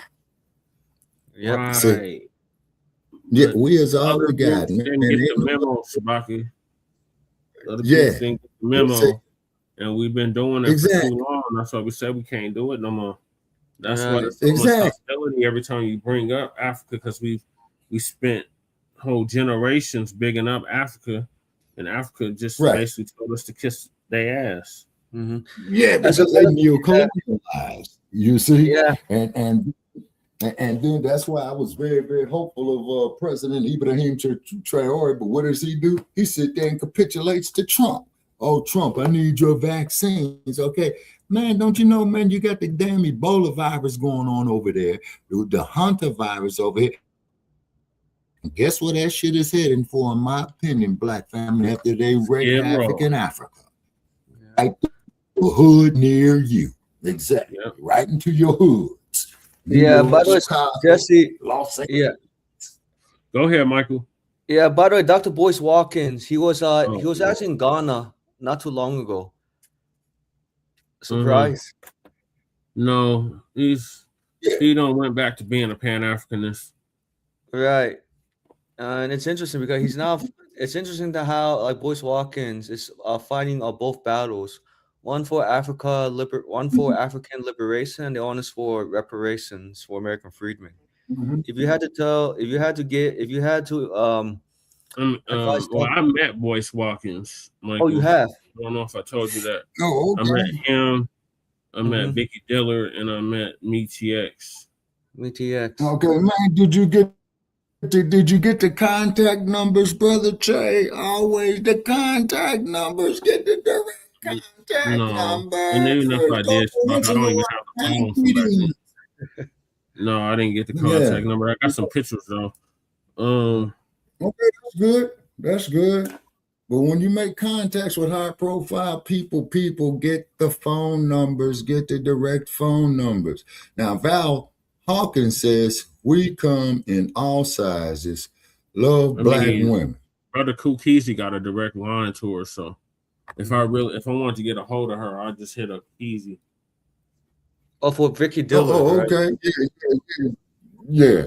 Yeah, who was always banging a hammer on the desk. That shit used to kill me. Like she was. We don't mess with Boyce no more. We don't mess with Boyce Watkins no more. Well, I think he kind of like changed his ideology, right, from America to Africa. And he done screwed over so many people. It's not even funny. So it's just like, man, that's not good. He done brought in so many agents and then agents of chaos and democratic shields and. Yeah. Wow, Boyce Watkins, because I thought he was like really independent people. He done brought in the mix. Yeah, and then Dr. Claude Anderson, he told us all this, Brother Che. What was that in 2015, I think? Well, yeah, he told us that these immigrants is not our friends, and they ain't not come here to build with us. They take. Yeah. Okay. Yeah. and the Democrats was going to allow it to happen. Mm-hmm. Yeah, exactly. You know, and then okay, now Michael here says Zulus are very empathetic. Okay, please, having empathy, right? Yeah, meaning like because they went through like apartheid, so Phil Scott feels like he can relate to them and they can relate to him. Like we have a commonality. Yeah. Okay. Because like I said. And like I said, I work with some brothers from South Africa, man, and we would sit there and we talk. Shout out And to the Uncle first Phil, thing he's they committed asked to me, his brand. His brand is the African Diaspora News Network. Yeah. News channel. yeah, He's been true to that for at least the past 10 years. Before that, Yeah. it was the Advice show. Yeah, Advanced with Media, Yeah. Common Sense Pros. And do you remember Phil Scott interviewed the FBA brothers who just moved to the African continent? At that Yeah. time, I think it was in 2016. And I Right. noticed that Phil changed his emphasis from mandating brothers to move to the African continent to more like encouraging them to explore. So I know Yeah. Phil kind of like changed his approach over time, because before that, I think he was very stressed out. It was like, why aren't the brothers sisters like following his program, following his lead? Right. Yeah. Yeah, well, Because, like I said, many of Michael, some of Go us ahead, went over Sabaka. there and found out, it wasn't this utopia that we was made to believe. Right. And I've had relatives that visit there. I've spoke with other people who visit there, and they did say expect a culture shock and abject poverty. You see what I'm Right. saying? I said, yeah, I could relate to that. You know what I'm saying? But at the same token, though, I was in Oakland, California, Brother Che, over there in the Fruitvale district, and there's a sister who has, African beads and what have you. So I saw these two Nabiscos pass by the place. She ain't no damn African. She's an American like me. And I said, white boy, why you want to disrespect the sister? And I called him white boy. Well, man, I'm going to tell you something. I says, look, man, let me tell you something, man. This is the problem why you motherfuckers are hated all over the whole goddamn world, is because you bring this shit on yourself with your mighty whitey shit. I'm not saying all white people are evil. I'm not saying that, but I really wish there was less like that fool. You see what I'm saying? And just look at the Metcalf case. Metcalf's daddy talking all that shit right there, watermelon felon and all that. Now you see why your son got killed. Yeah. Because Eric Metcalf, started the fight first in the first place. Like, he put his hands on Anthony and Austin, yes. Yeah, right. And keep in mind, people. I'm sorry, Michael. Go ahead. Oh no, go ahead. Go ahead.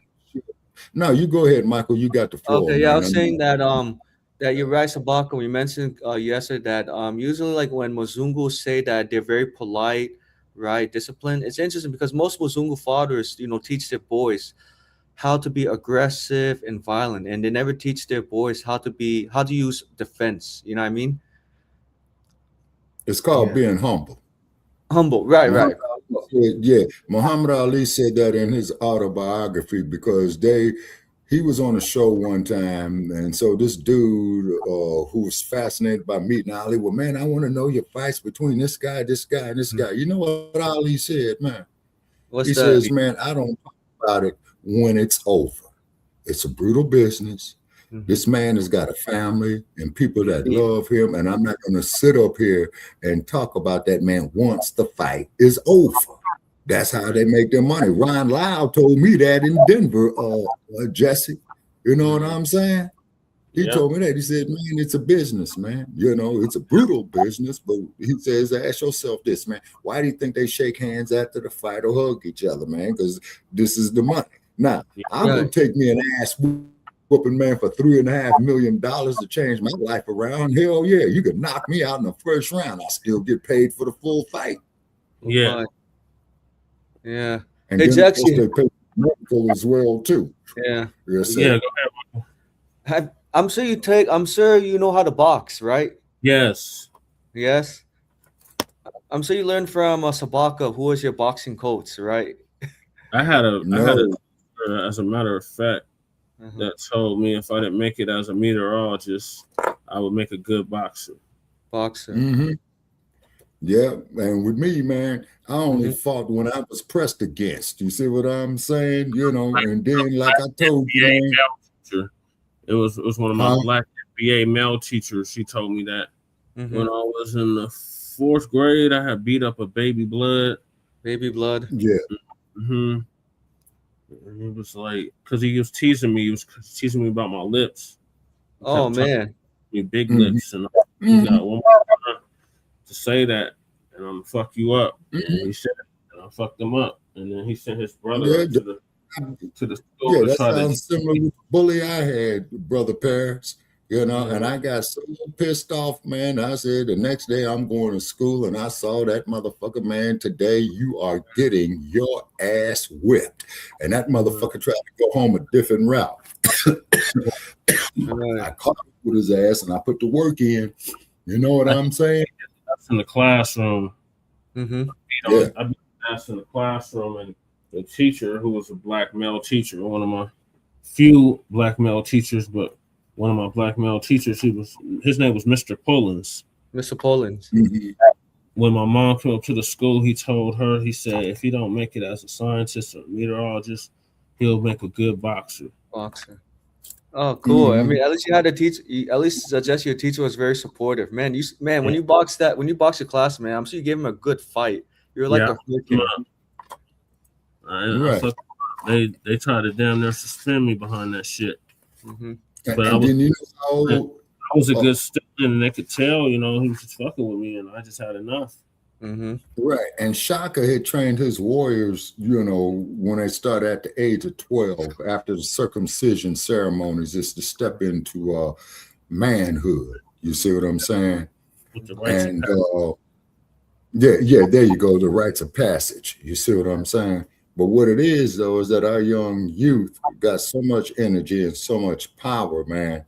They just need guidance. You see what I'm saying? They need something constructive to do. Mm-hmm. Exactly. I mean, man, we built the fucking pyramids, man. You know what I'm saying? How the fuck else we ain't the master builders? You know what I'm saying? Seriously.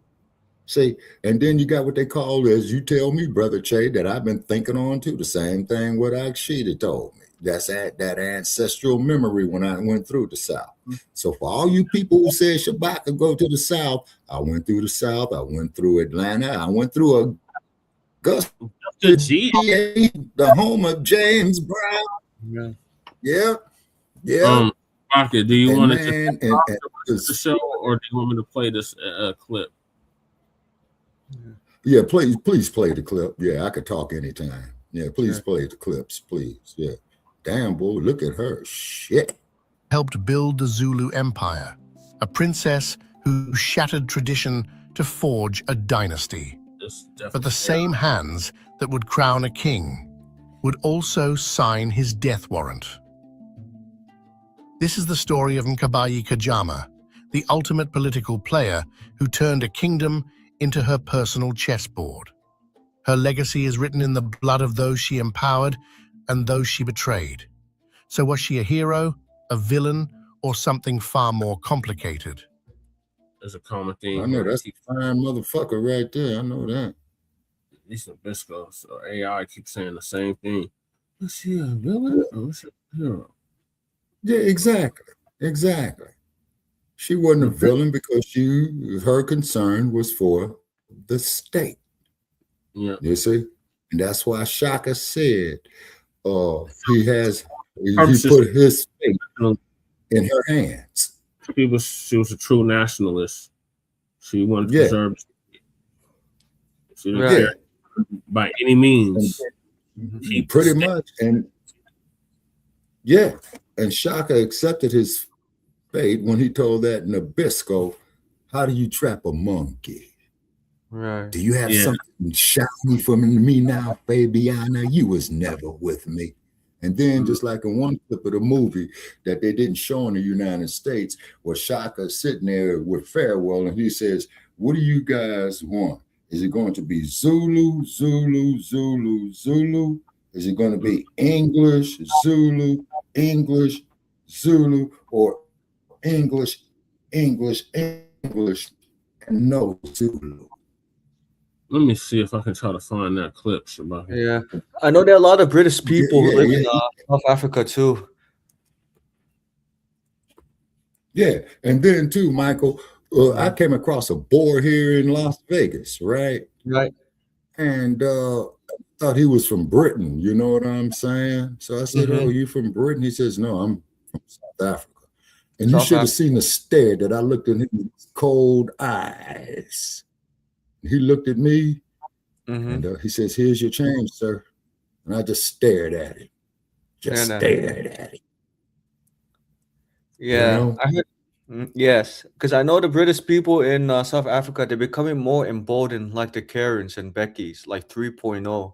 Exactly. Yeah, exactly. Okay, now this part right here, that's a clip from the movie. I like this part right here. If you could show that from the beginning when he gets coronated, man, this is a powerful scene. Yeah, this is more powerful. And look at that pretty thing right there, his little girlfriend. There's his mama, Mandy. That's his little girlfriend. And that's Zinz's Akona. They didn't let put him away.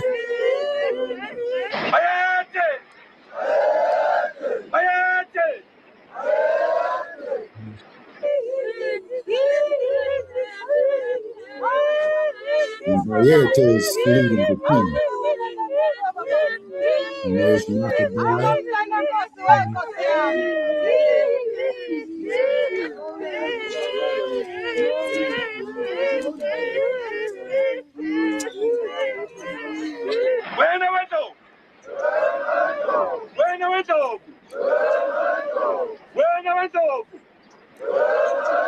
Look at them lovely things right there.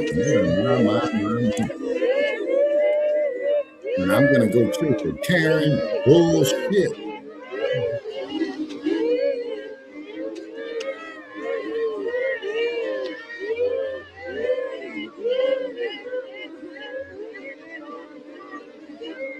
Now, another thing that they do, if I'm not mistaken,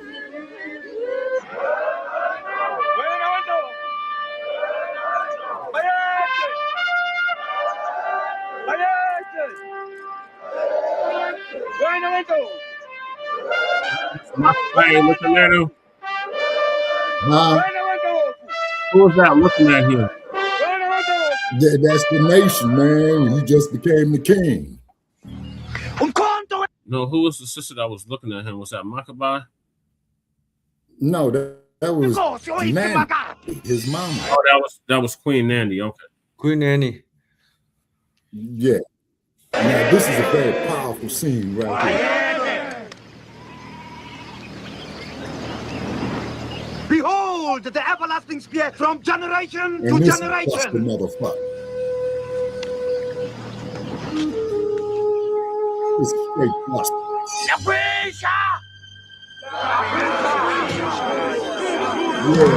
right, motherfucker. Yeah, right.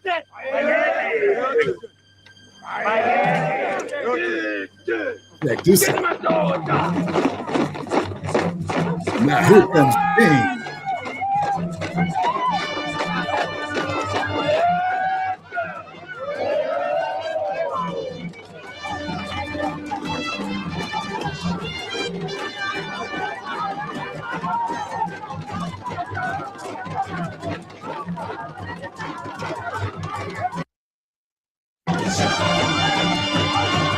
I wish Jesse coming in and take over the scene.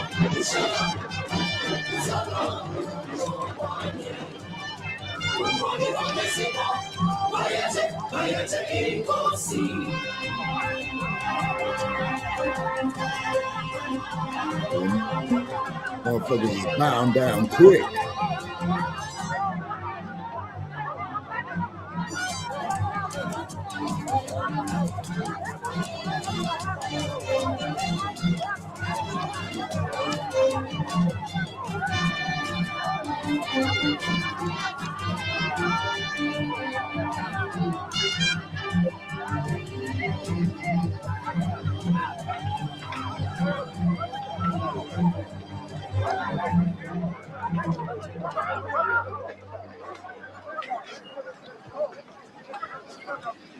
In the name of all that is sacred, leave this scroll now. Does my presence frighten you, Elder? Or is it your guilt that prevents your allegiance? Your regiments cannot win my allegiance, Shaka, son of Nandi. Senza kona KaJama Zulu, the true descendant of Zulu Gamalande, has dictated his choice.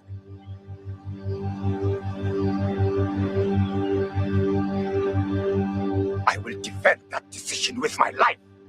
I will not allow you to defile the divine rituals of my tribe. Now lift this claw. Okay. Now! Escuchana. Kill this man. He has insulted the king.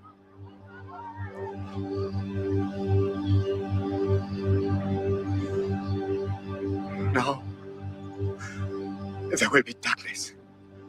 I pray that the ancestors will preserve and protect our tribe and safeguard the past as it was. It's on there. Nothing will be as it was ever again. Now, kill him.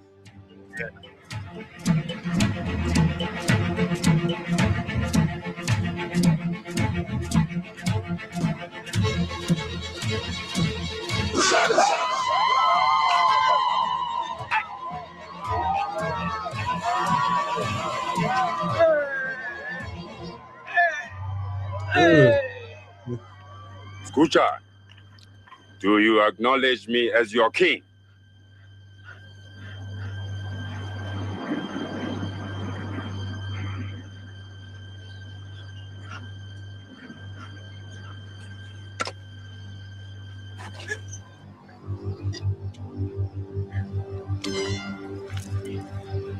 Yes.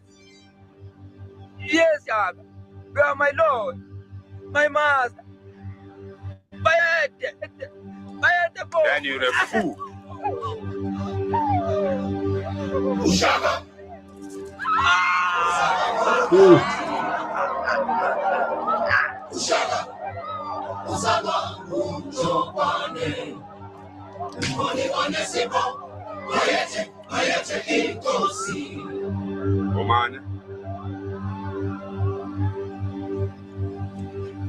So what was he unalive for? Because he wanted true air. Who wishes to disapprove this decision? No one speaks. Waiting on. Now's the time. Now or forever. Then, salute your king. I'll catch you guys later. That's early in the morning. Thank you so much. Michael. All right, Shabaka. Good night. All right, Michael. Thank you for joining us. Yeah, anytime. All right.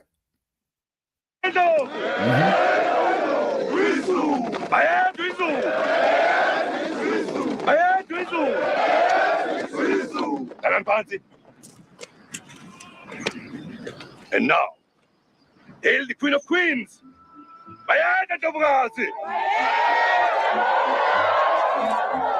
Queen Mother. Nanny, right? Yes. Now watch this. Nanny with her fine ass, man.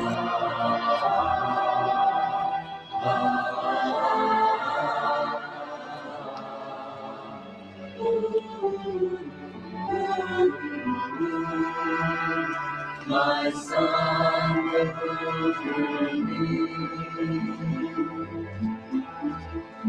through him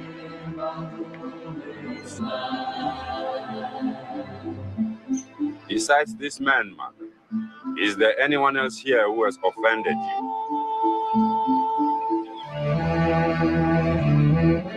She just gave Mkabayi a break.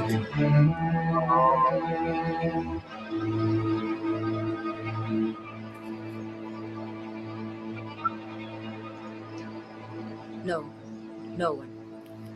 That's Mkabayi right there, right? Yeah, that's Mkabayi right there, his aunt. He made Mkabayi bow down.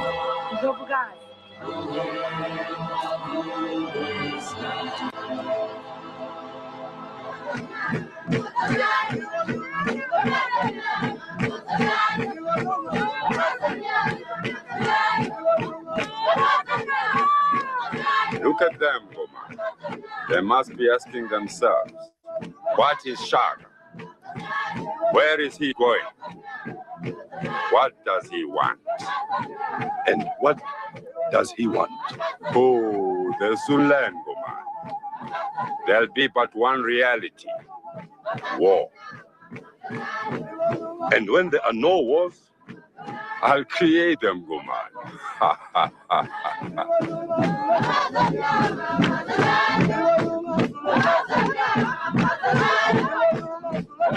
My chronicle of Shaka's life and his rise to power was almost complete. But that extraordinary story was soon to be enhanced by events which were now to take over our lives.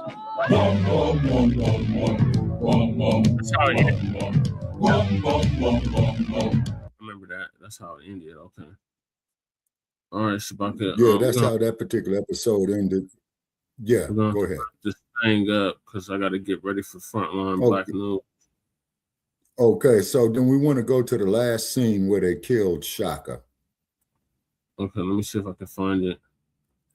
Yeah, you can find it.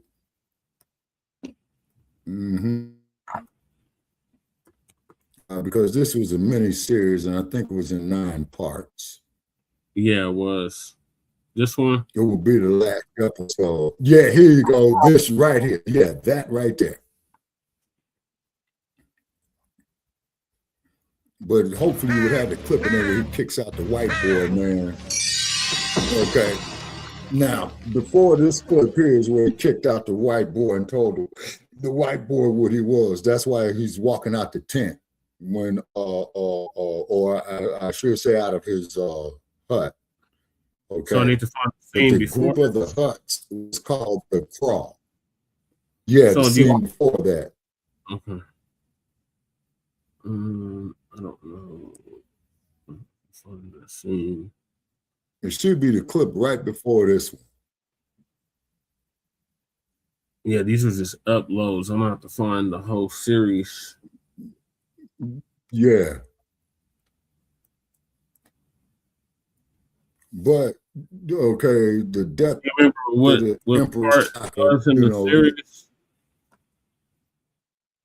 Yes, sir. It was right before this scene here because he walks out the hut after he told the white boy that you tricked me. What do you got now? Something shiny. Okay, now hold it. Now this part right here. Whoa. Go up above that one right there. Okay, but that one right there, that's where he loses his mama. Now this is a very, very significant point right here.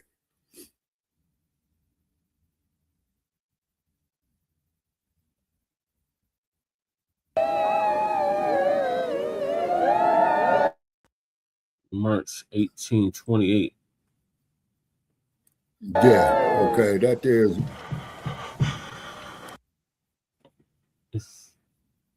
Yeah, he was assassinated in 1828. This is before his assassination.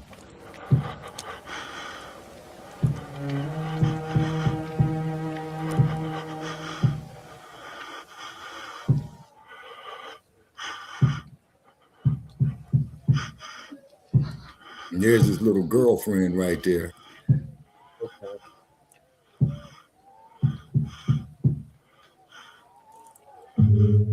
There is nothing more I can do, Baba. No. The end of Okazi is beyond my medicine. No!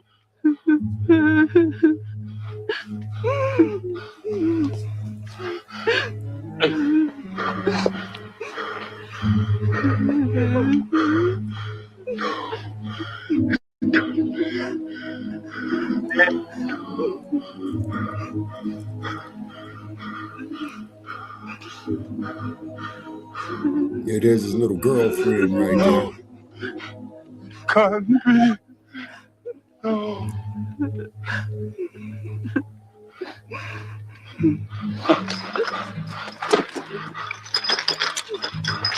See, that's that bullshit that they put on it. Yeah. Where they dyed his hair.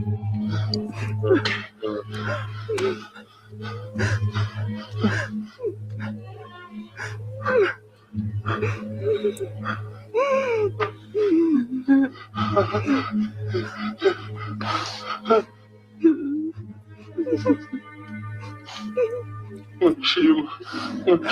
that's the witch doctor that told him to beware.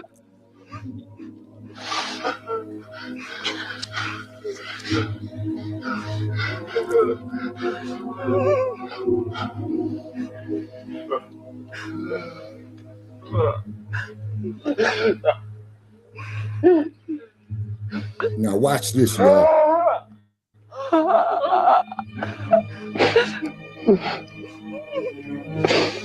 And he's gone.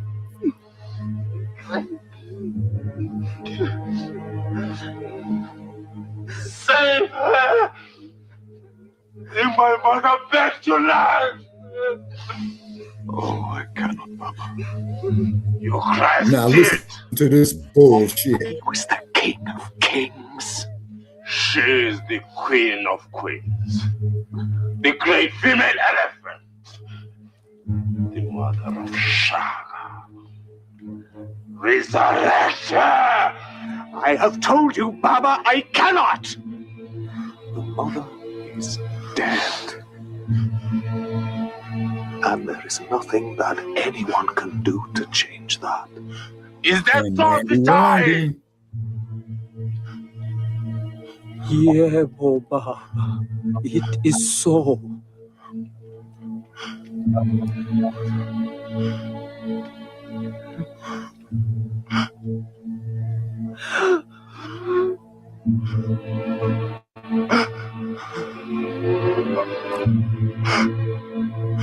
The promises of my people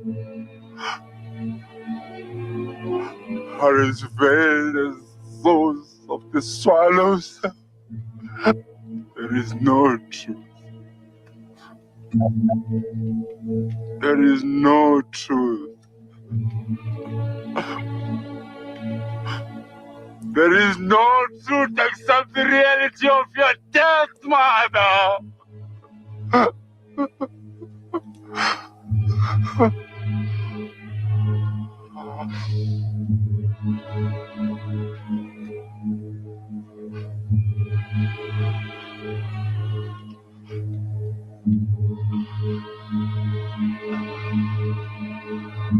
But you will not die alone, mother. The promises of life, promises of youth. You shall die with you, mother. They shall die with you.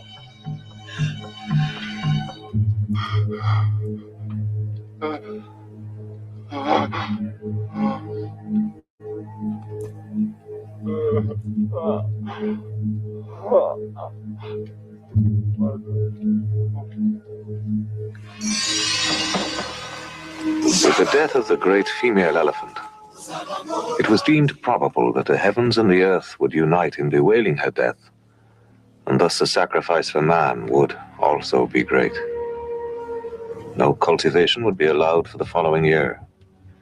No milk would be used, but as drawn from the cow, it should be all poured upon the earth. All women found with child during the year of wailing would, with their husbands, be put to death.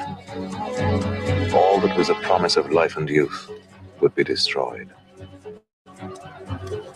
The inhuman edict condemning the whole population to starvation and unnatural abstinence was, through abject fear, received with acclamation. And regiments of soldiers were dispersed throughout the empire to massacre all those who failed to obey.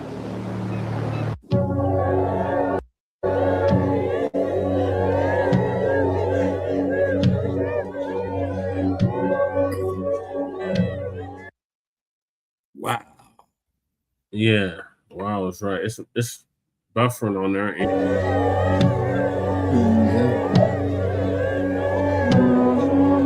Mama told him, his mama told him, mama told him.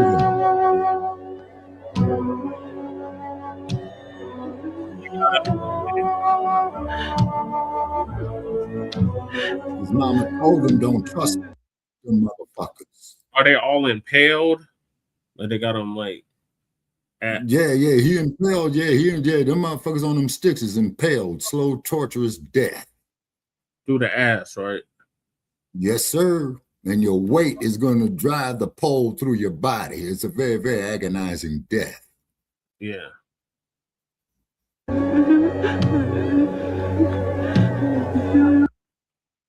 Mm.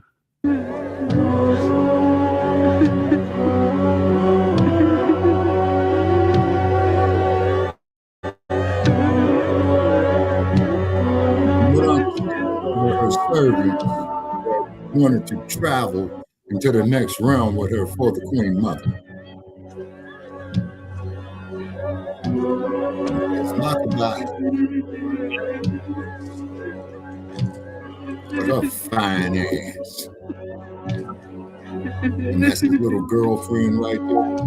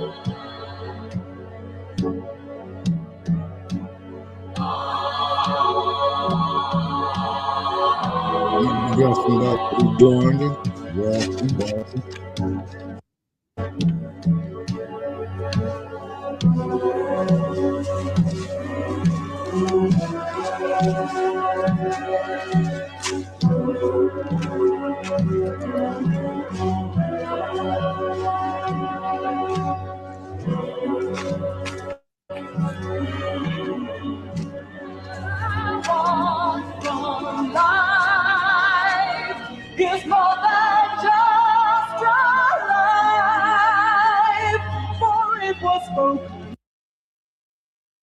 in the prophecy. My son will rule through me. Through him I'll rule this land. Nandi, my name is Nandi.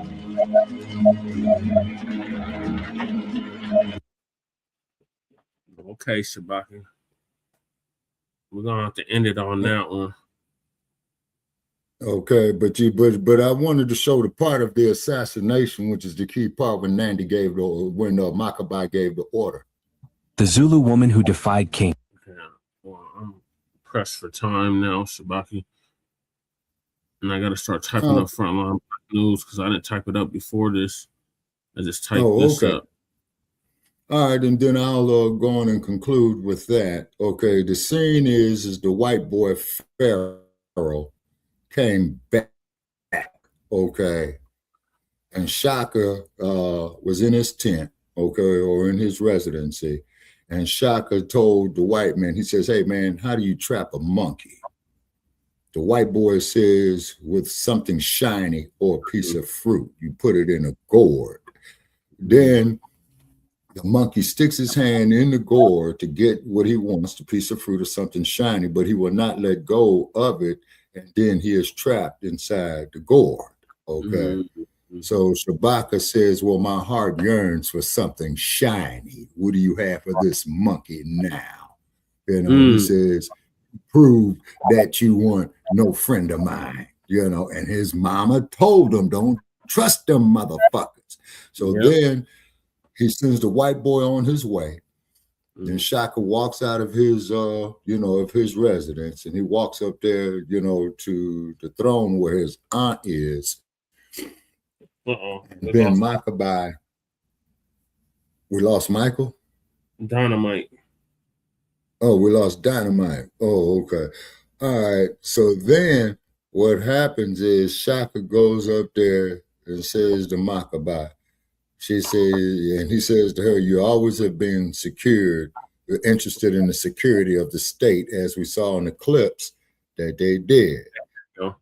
So Mkabayi upon Nandy's, and Mkabayi became the Queen Mother upon Nandy's passing is because she was still of royal blood. Okay, does that make sense? Yeah. Okay. Okay, so therefore he says, my fate is now in your hands, Mkabayi. You know, what now? Then that's when with her eyes, she gives the order to execute her own nephew because he committed treason against the state for listening to those damn Nabiscos. And his mama told him, do not trust these damn Nabiscos. And then they killed him. Then his little girlfriend, you know, goes up there and saw that he was dead, you know what I'm saying? And that was the last part of the movie as they show Bulawayo burning, which was the capital of the empire. And on that there, ladies and gentlemen, that there concludes Shabaka'S Blacc Experience Enhanced on Queen Nandi of the Zulu Empire. I hope that you loved it. Mkabayi. Yeah, Mkabayi. Yeah, where she gave the order, and she gave the final order to burn it down. They don't want nothing to remind them of Shaka, but however, Shaka was embedded not only into African history, but world history, because you got the damn U.S. military that still use some of his fucking tactics to this very day. The same damn thing with Crazy Horse's tactics that the U.S. military use here in the U.S. You see, not Crazy Horse, but the other one where I did the video at Che, Sitting Bull. Yeah, Sitting Bull, who wiped out Custer.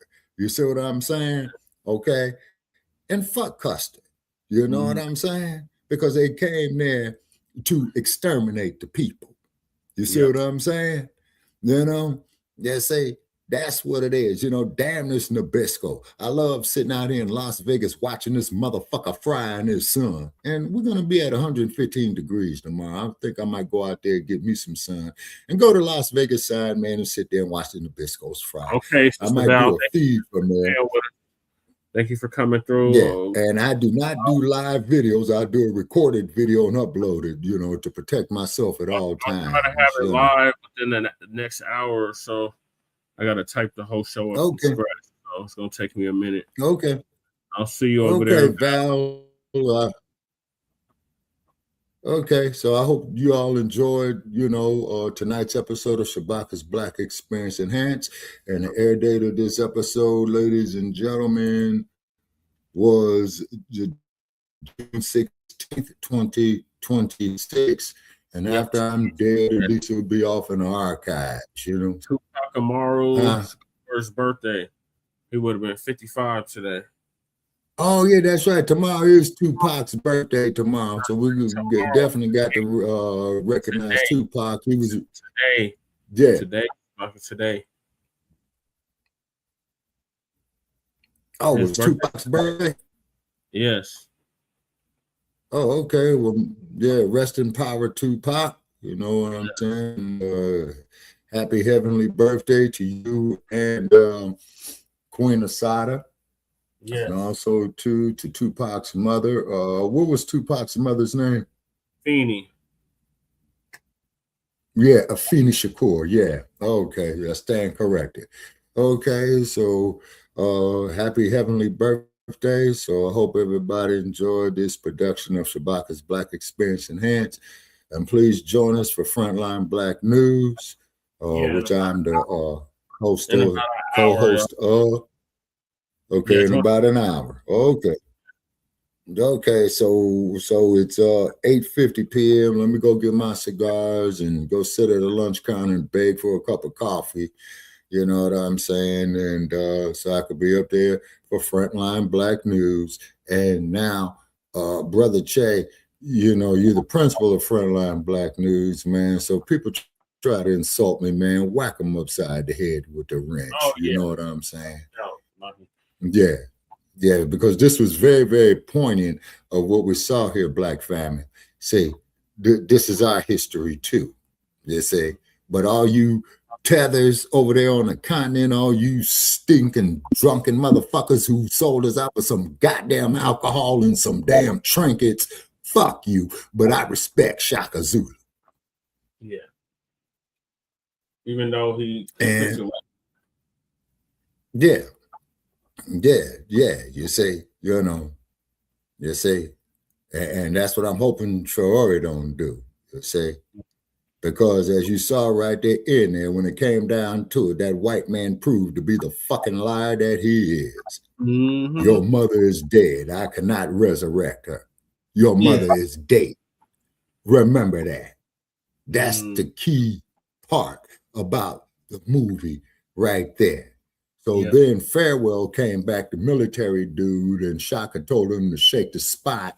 And that there was the scene before he walked out the tent to go to Mkabayi, and you saw what Mkabayi did. She gave the order. She sure did. See? But all right, y'all. Appreciate y'all tapping in. Shout out to Sister Val for coming through. Shout out to Michael for coming through.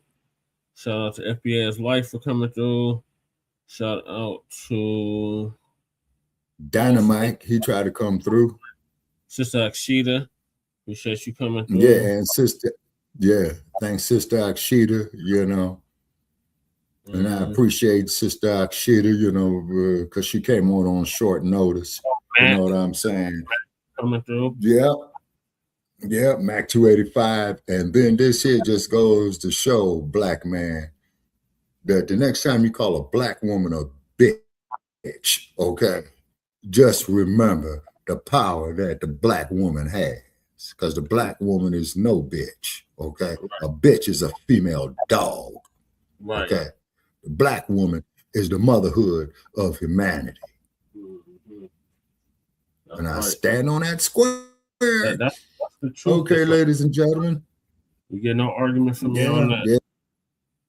Yes, sir. And there's no argument with undisputed truth, because only a fucking idiot would do it. And I try not to be an idiot, people, because I'm not the smartest motherfucker that there is. You know what I'm saying? But dagnabbit, I try my best now. I try my best. And if y'all got any complaints about me, send them to Jesse Paris. He will relay them to me. Okay, because I'm not going to disrespect Front Line Blacc News. You see what I'm saying? Okay, so appreciate everybody. And you said it in 2 hours, Brother Che? No, in an hour or less. Okay, all right. I count 8:53. Okay, so shoot me the link, man, and I'll click it on if this computer decides, to act right. And so far, I see Stinky Bird ain't fucked with us too much tonight. You know what I'm saying? Okay, all righty.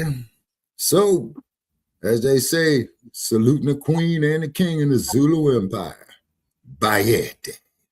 All right, we'll see y'all. Hour for Frontline Blacc News. Peace. Yes, sir. Okay, and then of course, I got to change the